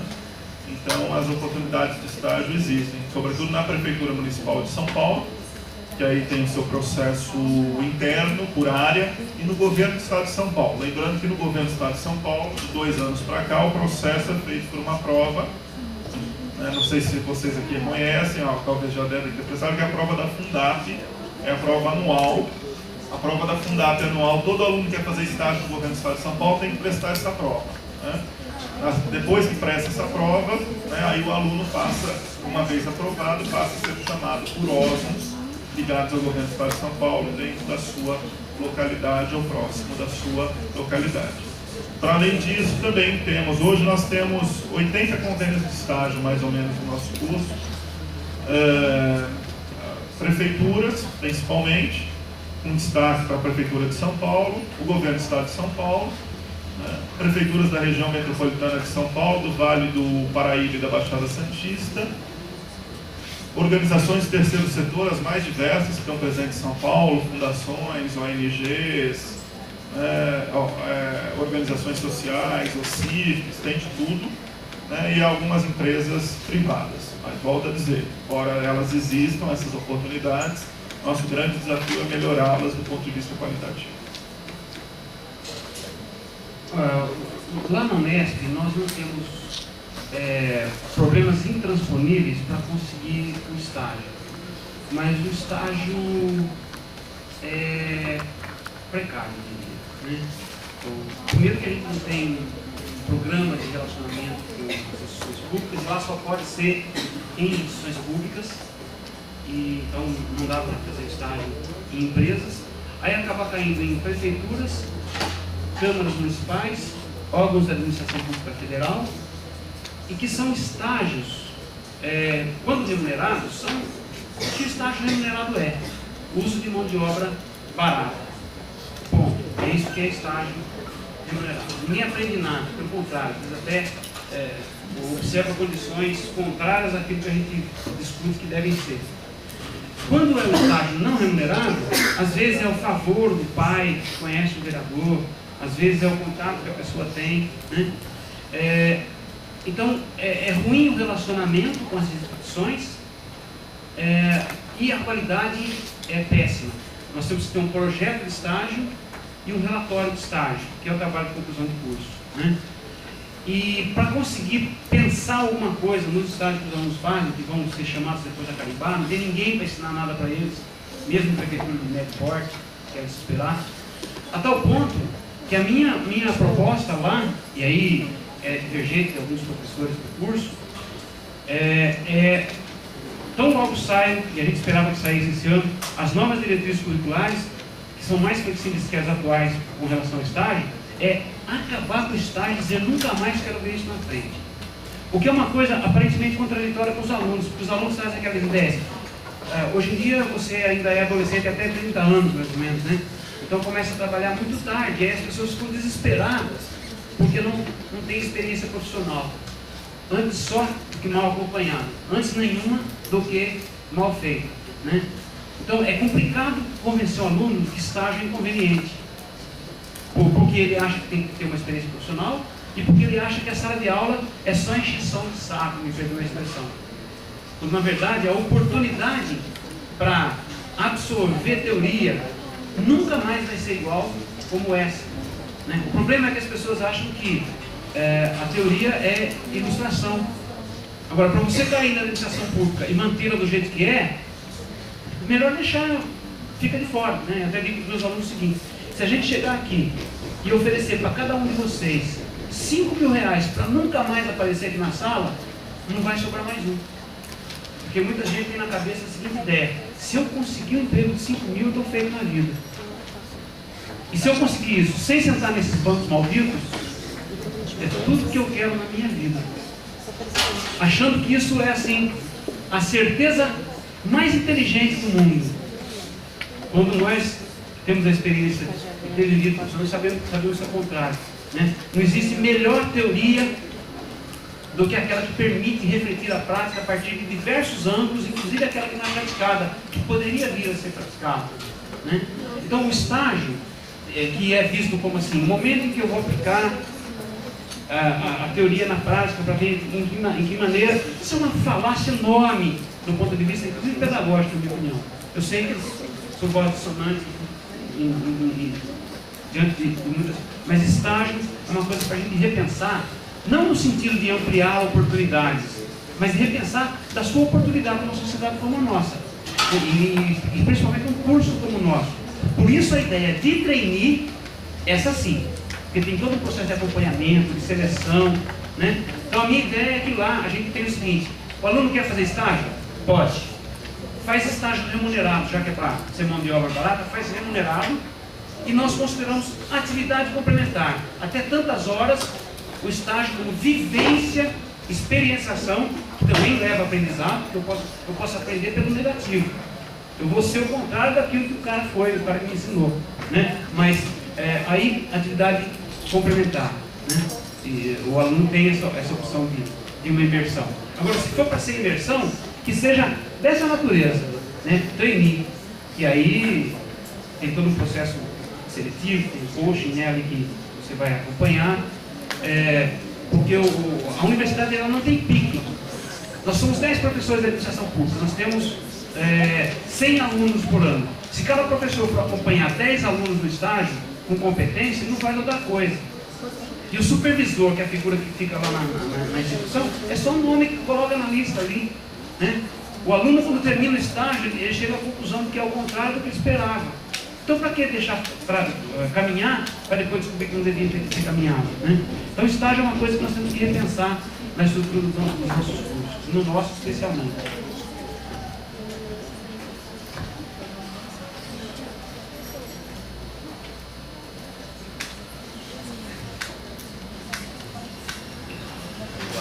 Boa tarde, boa tarde a todos. A minha pergunta é uma curiosidade também.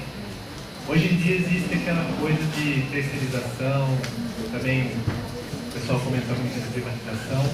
Eu gostaria de saber de vocês como que vocês mostram o curso, porque isso é contra esses movimentos de terceirização e privatização.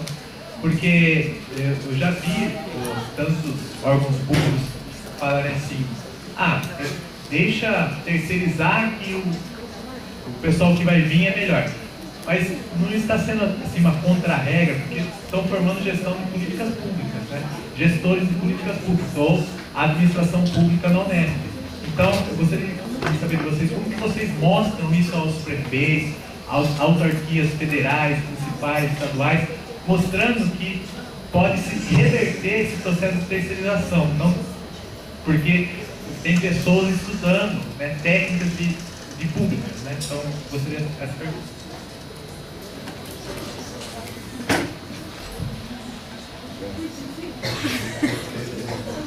Pergunta altamente relevante e cuja resposta é bastante complexa, né? Primeiro, assim, nós não mostramos nada, né?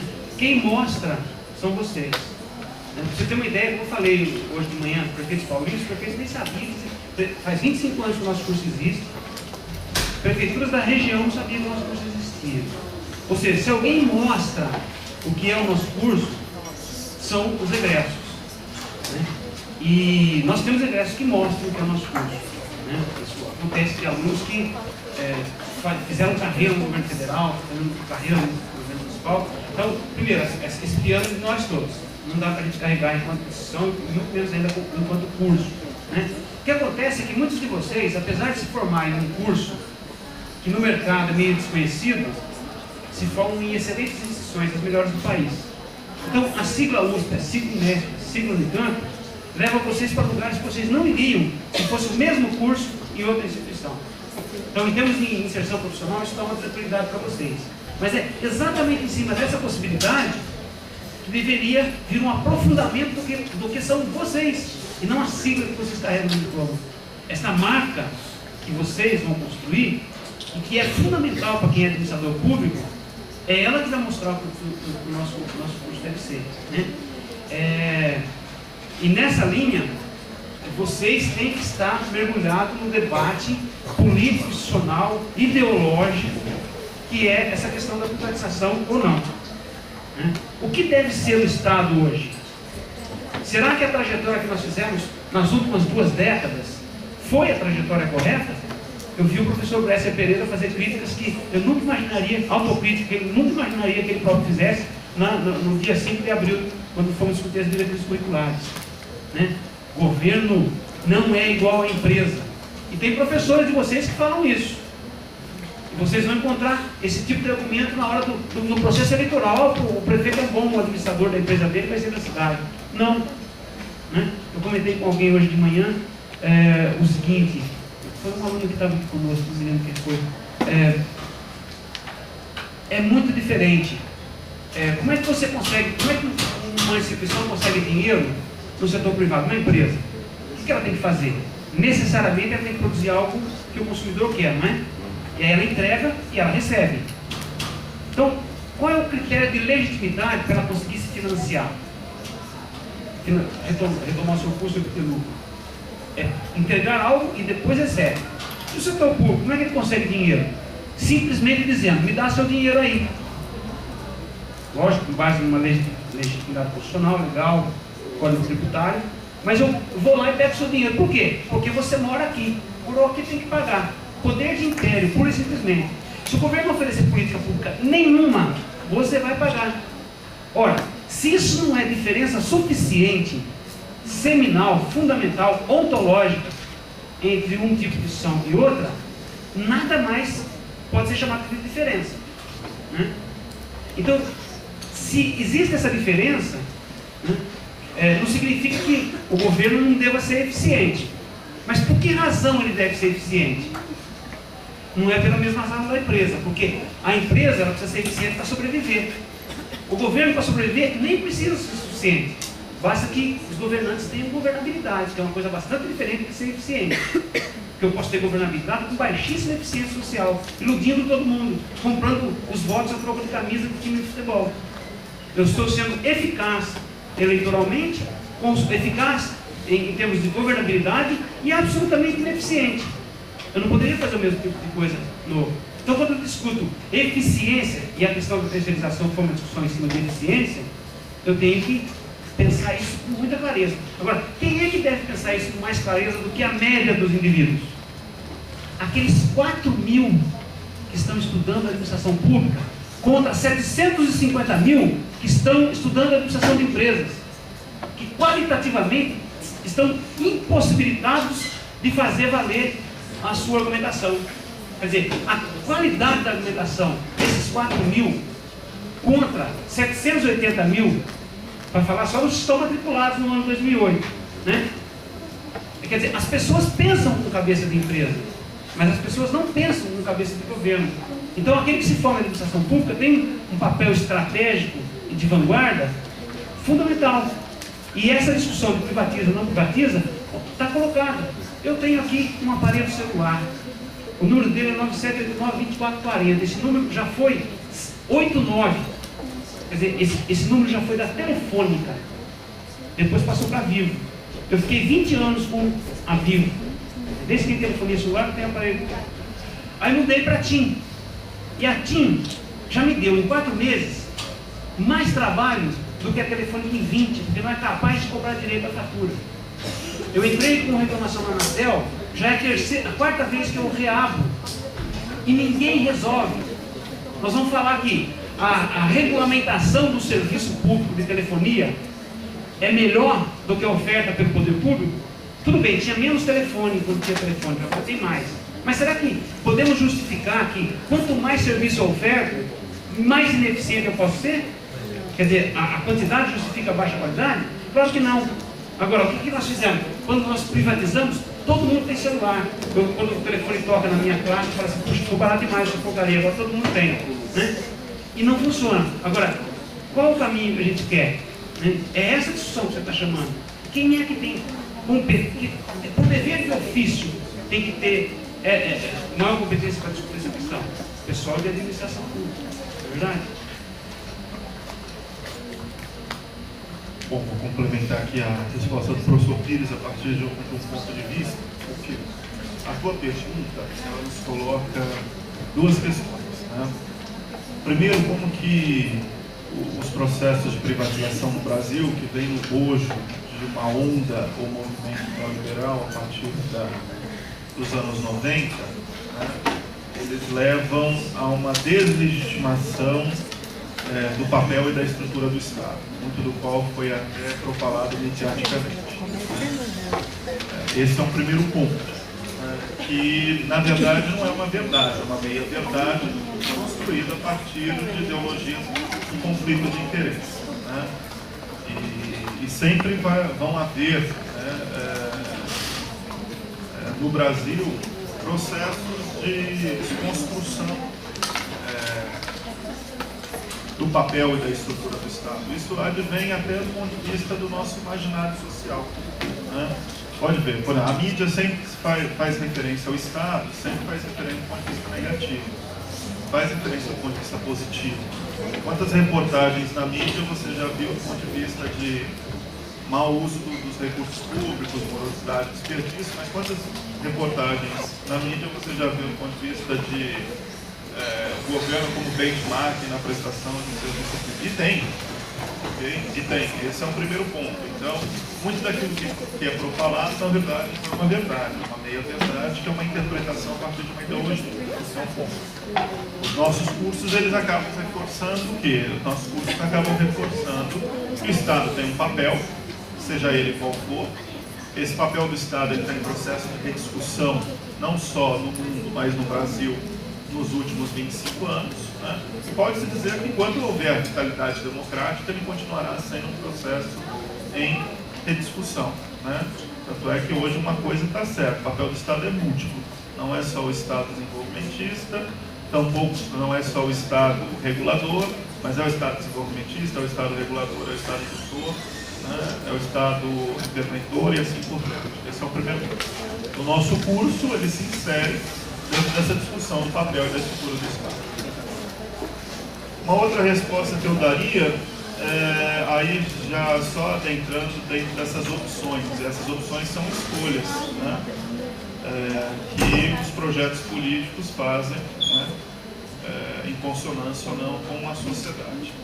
Eu, a princípio, obviamente que eu tenho a minha visão, muito da minha visão é carregado por uma determinada ideologia pessoal, né? Que aí não é o positivo, aí é o normativo. Essa discussão sempre está presente nas ciências, né? O positivo é aquilo que é, e se é passível de verificação, e o normativo é aquilo que deve ser. O que deve ser parte do princípio naquilo que eu creio, né? Minhas crenças, convicções baseadas nas minhas ideias, ideologias e visões. Eu sempre digo o seguinte: nosso papel enquanto administração pública, enquanto ciência, é fazer o debate. Fazer o debate do ponto de vista em que a proposta não preceda a análise. E no Brasil hoje o que eu percebo é isso, de ambos os lados. Sempre a proposta precede a análise. Então tem a proposta da privatização e a proposta da estatização. Mas muito de um ponto de vista ideológico, que é normal politicamente, mas dentro da ciência eu acho que a gente tem que fazer a proposta sendo debatida, precedida de análise. Então, vou fazer um seguinte debate. Prestação de serviços de saúde, hospitais ou organizações sociais? São duas opções. Tá? O que é melhor? Eu não sei te dizer hoje o que é melhor. Eu posso pegar evidências de ambos os lados que mostram o que é pior e o que é melhor em ambos os lados.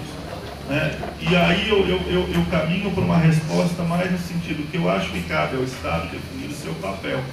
E a forma pelo qual ele vai prestar esse serviço público tem que estar dentro de uma noção, de um ethos de responsabilização e de republicanismo. Bom, agora, a forma da oferta, o Estado pode optar por um pluralismo institucional. Né?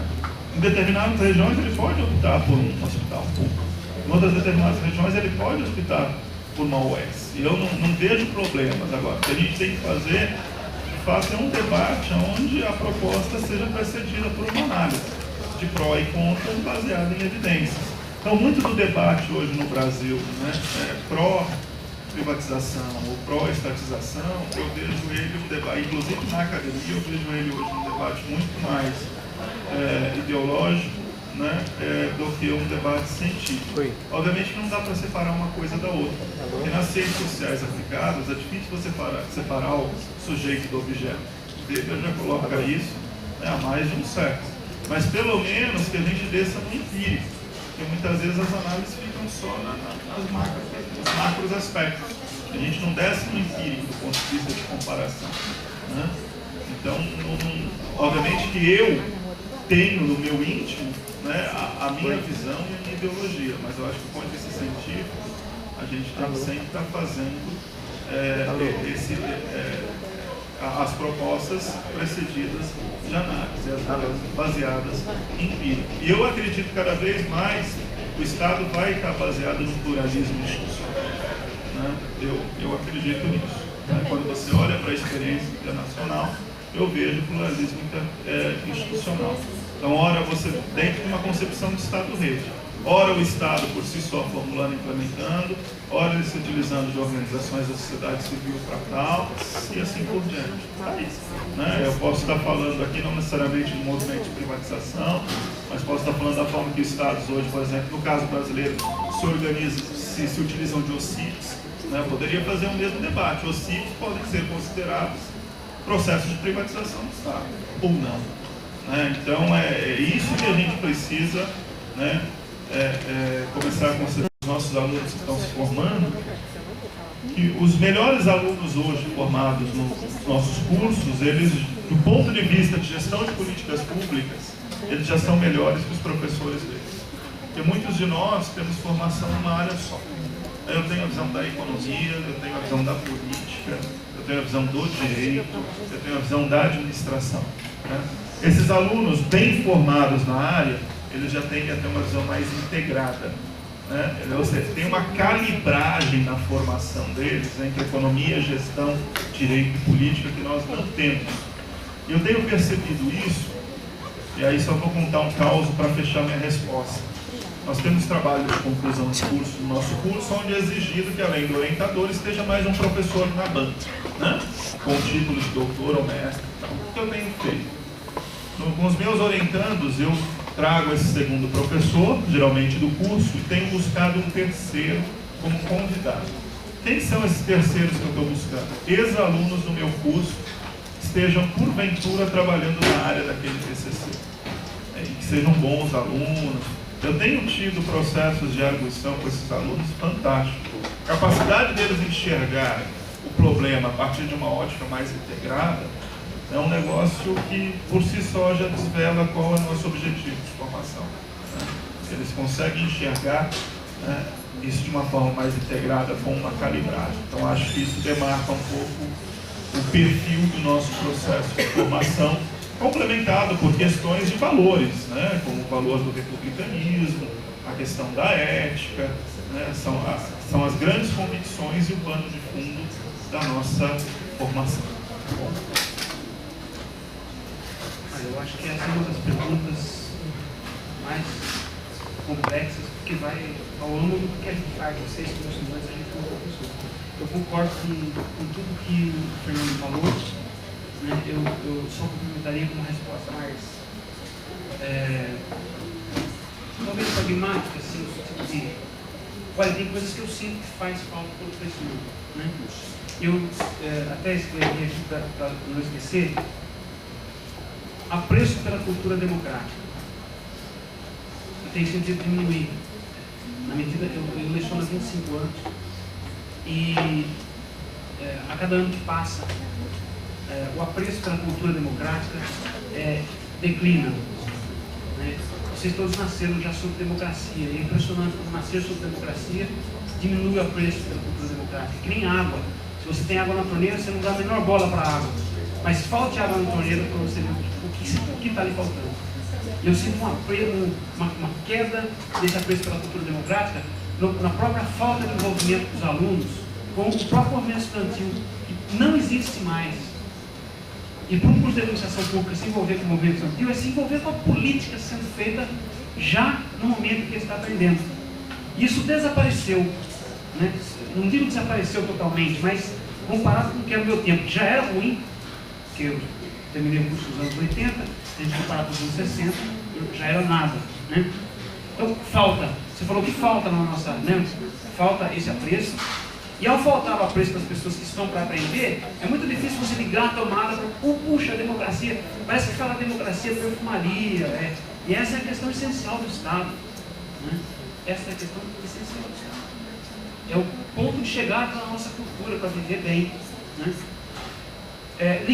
São todos interligados. Segundo, baixo apetite para o debate.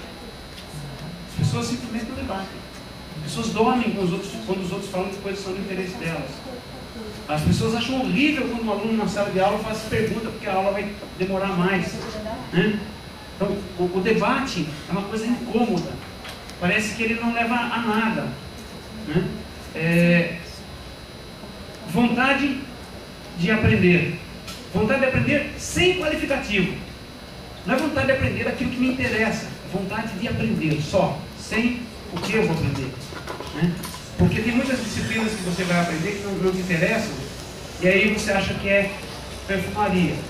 Eu vou falar, mas Pires, você está respondendo uma pergunta da formação de administrador público que é genérica para todo mundo. É verdade, né? Um quarto, perspectiva de serviço. Eu vou ganhar dinheiro fazendo diferencial em alguma coisa que eu vou oferecer, né? Vis-a-vis o que é, mas precisa achar um jeito rápido e fácil de ganhar dinheiro. Então, perspectiva de serviço do ponto de vista daquilo que você imagina que deva ser um profissional. Vontade de aprender do ponto de vista da capacitação científica, que é objeto da formação universitária. O cientista está querendo descobrir a verdade, descobrir a viabilidade das coisas. E para isso ele olha para lugares inusitados. Porque se olhar para um lugar que ele já estava olhando, e ele olhando para esses lugares ele não descobriu, é sinal que ele tem que mudar o foco do olhar. A universidade é um lugar para olhar para o diferente, olhar para coisas que você não olharia se você continuasse fora dela. Porque todos os outros lugares vão te... ou você vai estar olhando para alguma coisa para ganhar dinheiro, ou para se safar de algo, ou para... Aqui é o lugar de conceber. Né? Então, enquanto cientista, entra essa questão da vontade de aprender. E a nossa formação é científica. Qualquer formação do nível superior é científica. Né? Do ponto de vista humano, o apetite para o debate, que é a vontade de ir ao outro, a vontade de que o outro venha a você, a vontade de utilizar essa grande capacidade fantástica, que vale mais do que qualquer ciência, que é essa capacidade de uma inteligência para se conectar com a outra, usando esses símbolozinhos que a gente pode escrever, e essas sílabas. Esse negócio fantástico, maravilhoso, e que a gente, exatamente porque ele está assim à disposição, a gente usa, né? Do ponto de vista humano. Do ponto de vista político, essa questão do apreço pela cultura. Se você considera o humano, o político, o cientista, o profissional, é disso que a gente fala quando a gente está lidando com coisas de formação de nível superior. E todas essas coisas, por incrível que pareça, que são as principais contribuições que a universidade pode dar, quase que desaparecem no cotidiano da relação professor-aluno. Vale para o curso de economia, onde eu já coordenei, vale para o curso de administração que eu tenho empresa, vale para direito, vale para a administração pública, mas para a administração pública vale mais por causa dessa questão do apreço pela cultura democrática e do apetite para o debate, que é com isso que a gente lida por excelência em administração pública. O resto, a gente lida em administração privada também.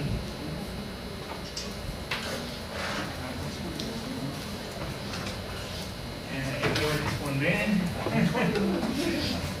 Olha, eu acho que é uma resposta que talvez a primeira resposta é negativa, não tem uma resposta definitiva. Mas eu destacaria algumas contribuições do Fernando e do Pires, no sentido de que, às vezes, por você ser jovem, na maior parte dos casos, a primeira graduação, a gente pode ter a ilusão de que a graduação vai te dar as ferramentas e a operacionalização e vai te ensinar o ofício. Em parte, a graduação busca isso, mas o ofício é uma coisa mais lá na ponta, mais operacional e que muda toda hora, porque a técnica muda toda hora, uma vez que temos uma tecnologia que é muito dinâmica. De outro lado, eu acho que o que a graduação deve oferecer é uma formação, nesse sentido, mais profunda do que a simples operacionalização. O que a universidade deve nos dar, o que a gente deve buscar como alunos, é uma visão de mundo. E aí entra a teoria, aí entram as aulas, aí entra a chatice de bancar horas na cadeira, mas aí entra também o ímpeto e o desejo da discussão, e da discussão política, que eu acho que o curso GPP é o que está mais inserido no plano político. Portanto, é um curso que é, por natureza, interdisciplinar. E aqui, com a contribuição do Fernando e do Pires, que já está na história aqui da GPP, a contribuição de vocês, que eles conhecem, já tem cursos que já têm mais idade do que o nosso e são profissionais da área, portanto, é uma contribuição de grande valor para nós, que estamos à metade do caminho, trilhando, digamos assim, a construção do curso. Acho que é muito importante isso que eles dizem para nós. Nós temos que fazer isso, estudar bastante, ouvir, debater bastante. E nós temos um núcleo básico voltado para as ciências humanas, e esse núcleo pretende nos dar disciplinas que não são meramente contextualizadoras, mas disciplinas que nos ensinam a pensar o mundo, a pensar o capitalismo, a pensar as relações sociais e humanas e as relações políticas, e, portanto, a pensar na democracia. Então, eu acho que a operacionalização do curso de vocês é a prática da democracia, é a administração da coisa pública. Portanto, isso tem muito a ver, tanto com ferramentas, internet e várias ferramentas práticas, desde conhecer inglês até Excel, Mas isso é coisa que muda todo dia. O que fica é aprender o método, aprender a pensar, aprender a debater, aprender a ler, aprender a registrar, aprender a fazer umas coisas que ontem mesmo o Álvaro me falava que fez um exercício, destacar o que é relevante e o que é acessório em uma leitura de um texto super complicado de humanas. E esse tipo de coisas são as que nos formam. Se amanhã a técnica muda, rapidamente quem tem treino, leitura e visão de mundo poderia incorporar essa nova técnica. Quem não tem isso, não, custaria muito. Então acho que nós não podemos perder tempo nem fazer a ilusão de que um curso é apenas uma formação técnica que muda toda hora. A nossa formação é mais profunda. É uma formação com teoria, com ideologia, com metodologia, uma formação que ao todo deveria nos dar uma visão de mundo. Agora, é claro, uma visão de mundo lacunar, fragmentária, cheia de problemas, porque a gente faz a graduação e faz uma longuíssima pós-graduação e mesmo assim tem lacunas, e mesmo assim... Mas isso não faz mal, isso que é o normal. Não existe um discurso completo, não tem ninguém que saiba tudo. O que nós sabemos é pensar e repensar. E acho que a fala dos dois professores convidados hoje foi, nesse sentido, um bom exercício para a gente pensar e repensar nossa situação. Se a gente fizer uma ponte entre a última avaliação que fizemos há 15 dias atrás sobre o curso e essa jornada de hoje, acho que avançamos bastante. Que muita coisa que foi colocada naquele dia, hoje avançou. Se não se resolveu, pelo menos temos mais instrumentos para pensar e mais luz, digamos assim, para elaborar nosso lugar e nosso papel aqui na universidade, no mundo, na cidade, no município. Então acho que nossa situação é complexa e para entender todas essas determinações devemos aprender várias ciências: economia, administração, ciência política, filosofia, etc., matemática, estatística, contabilidade. Mas todas elas estão unidas a um eixo interdisciplinar que é difícil de construir e que não está numa formulinha já feita. É uma coisa que se constrói todo dia, nesses debates, nessas atividades, nessa belíssima proposta do Tom Webb e do trainee da prefeita municipal. Então, acho que isso tudo já é uma grande contribuição para todos nós. Então, falando isso, eu quero agradecer enormemente a colaboração do Arnaldo e do Pires, que já são convidados e membros da casa, vocês e seus alunos, ao Rafael, que é aluno 2 e ex-aluno também, que faz uma belíssima contribuição. Então, vocês já fazem parte do nosso curso, da nossa casa. Ficamos muito agradecidos pelas belíssimas falas que tiveram aqui. Obrigado a todos.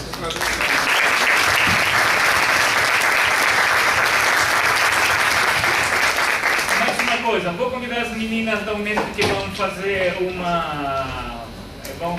difusão do ENIAP. E uma outra coisa, acabando aqui, convido todo mundo para tomar um café na sala UL20 ou 21, na mesma que tivemos hoje de manhã, no terceiro andar do prédio azul.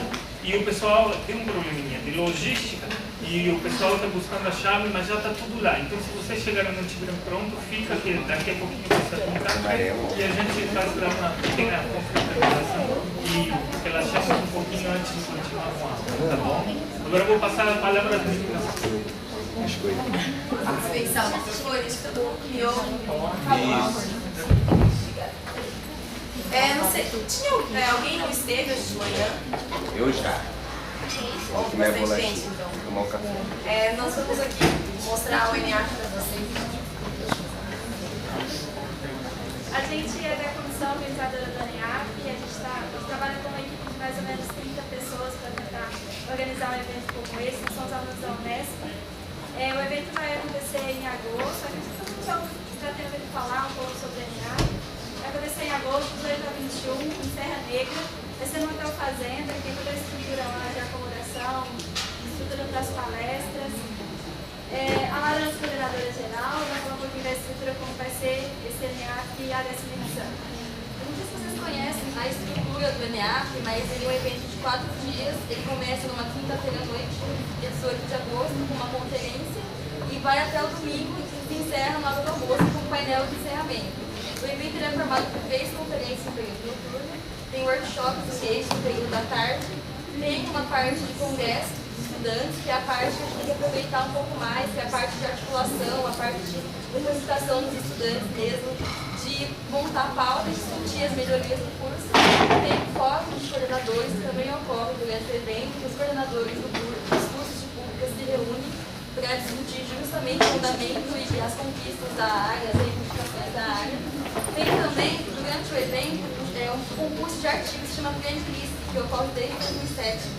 Esse concurso de artigos, ele tem 5 sub-áreas que tentam abranger todas as ramificações da administração pública. Então, os artigos são artigos completos, são enviados para esse prêmio e recebem uma premiação em dinheiro, recebem troféus, a menção honrosa também. Esse ano, a gente montou uma temática. Foi bem complicado montar a temática, porque o evento durante 10 anos é uma temática bem complicada. Nós montamos uma temática voltada para o Brasil, a formação de uma agenda nacional, e nós vamos fazer um evento tentando fazer uma evolução da programação, começando a falar de formação, de empregabilidade, falando um pouco de formulação, a parte de planejamento, falando de desenvolvimento e fechando, falando do tema de agenda mesmo. O evento, ele é muito interessante porque ele é diferente de todos os eventos, porque ele propicia o contato com os estudantes.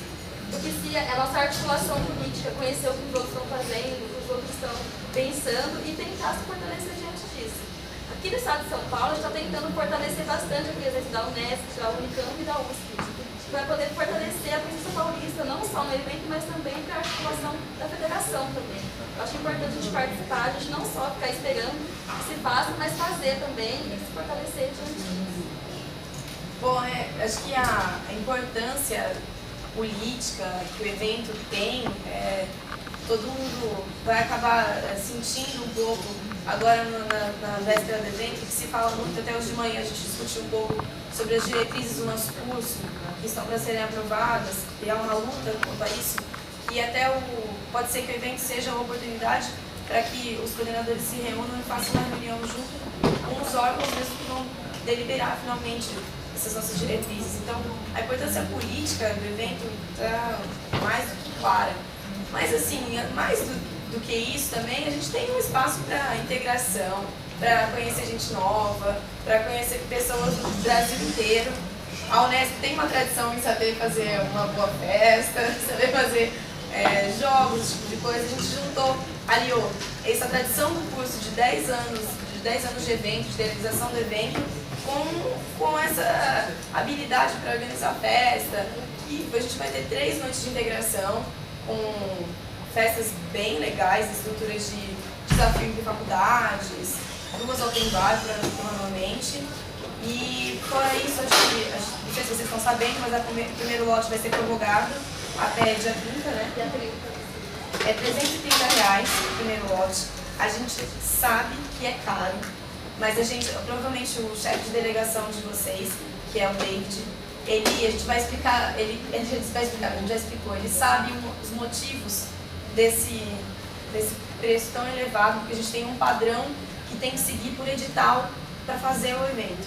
Então, assim, dentro dessa inscrição, a gente já abateu o que a gente conseguiu abater, assim, de prejuízo para a comissão, para tentar angariar em patrocínio, em algum fundo que a gente vai dar dessa origem. Fora isso, foi o limite que a gente conseguiu, foi os R$330. Mas os meninos explicam para vocês. Fora isso, vale muito a pena sim, porque é um hotel fazenda que tem uma estrutura muito legal. É um dos melhores hotéis fazendas do estado de São Paulo. Ele vai oferecer pensão completa, então tem alimentação todos os dias, café da manhã, almoço e jantar. Tudo acontece dentro do Hotel Fazenda, então o centro de convenções é lá dentro, os chalezinhos que vocês vão ficar, é tudo por ali. Tem piscina, tem um monte de coisa para se divertir, para aproveitar, além dessa parte científica e política que o evento oferece. A gente espera vocês lá. Por favor, falem com o chefe de delegação de vocês, eles estão se movimentando para tentar baratear para vocês alguma coisa aí. E, por favor, se vocês tiverem alguma dúvida, alguma questão, pode fazer que a gente está totalmente disponível. Nós temos o site, nós temos o Twitter, o Facebook. Com certeza. Pode já ficar lá em cima. Tudo bem, obrigado. Deixa eu falar uma coisa aqui. O programa da lista da sala? Tá bom? Obrigada, a gente espera você. Então, vamos estar aqui, fora do cliente. Não, então deixa eu levar, faz favor. Aí depois, aí você deixa lá na área. Lá onde você tem a tua área. Deixa lá. Esse é a chave da 20? Ah, tá aqui. Ó, 20, 21. Tá. Edulaine, Oi. deixa eu perguntar. Tem como a gente se inscrever para uma palestra que a gente não se inscreveu naqueles dois? Sim, pode vir direto. Se tem vaga, já entra e assina a presença. Pode sim. Obrigada.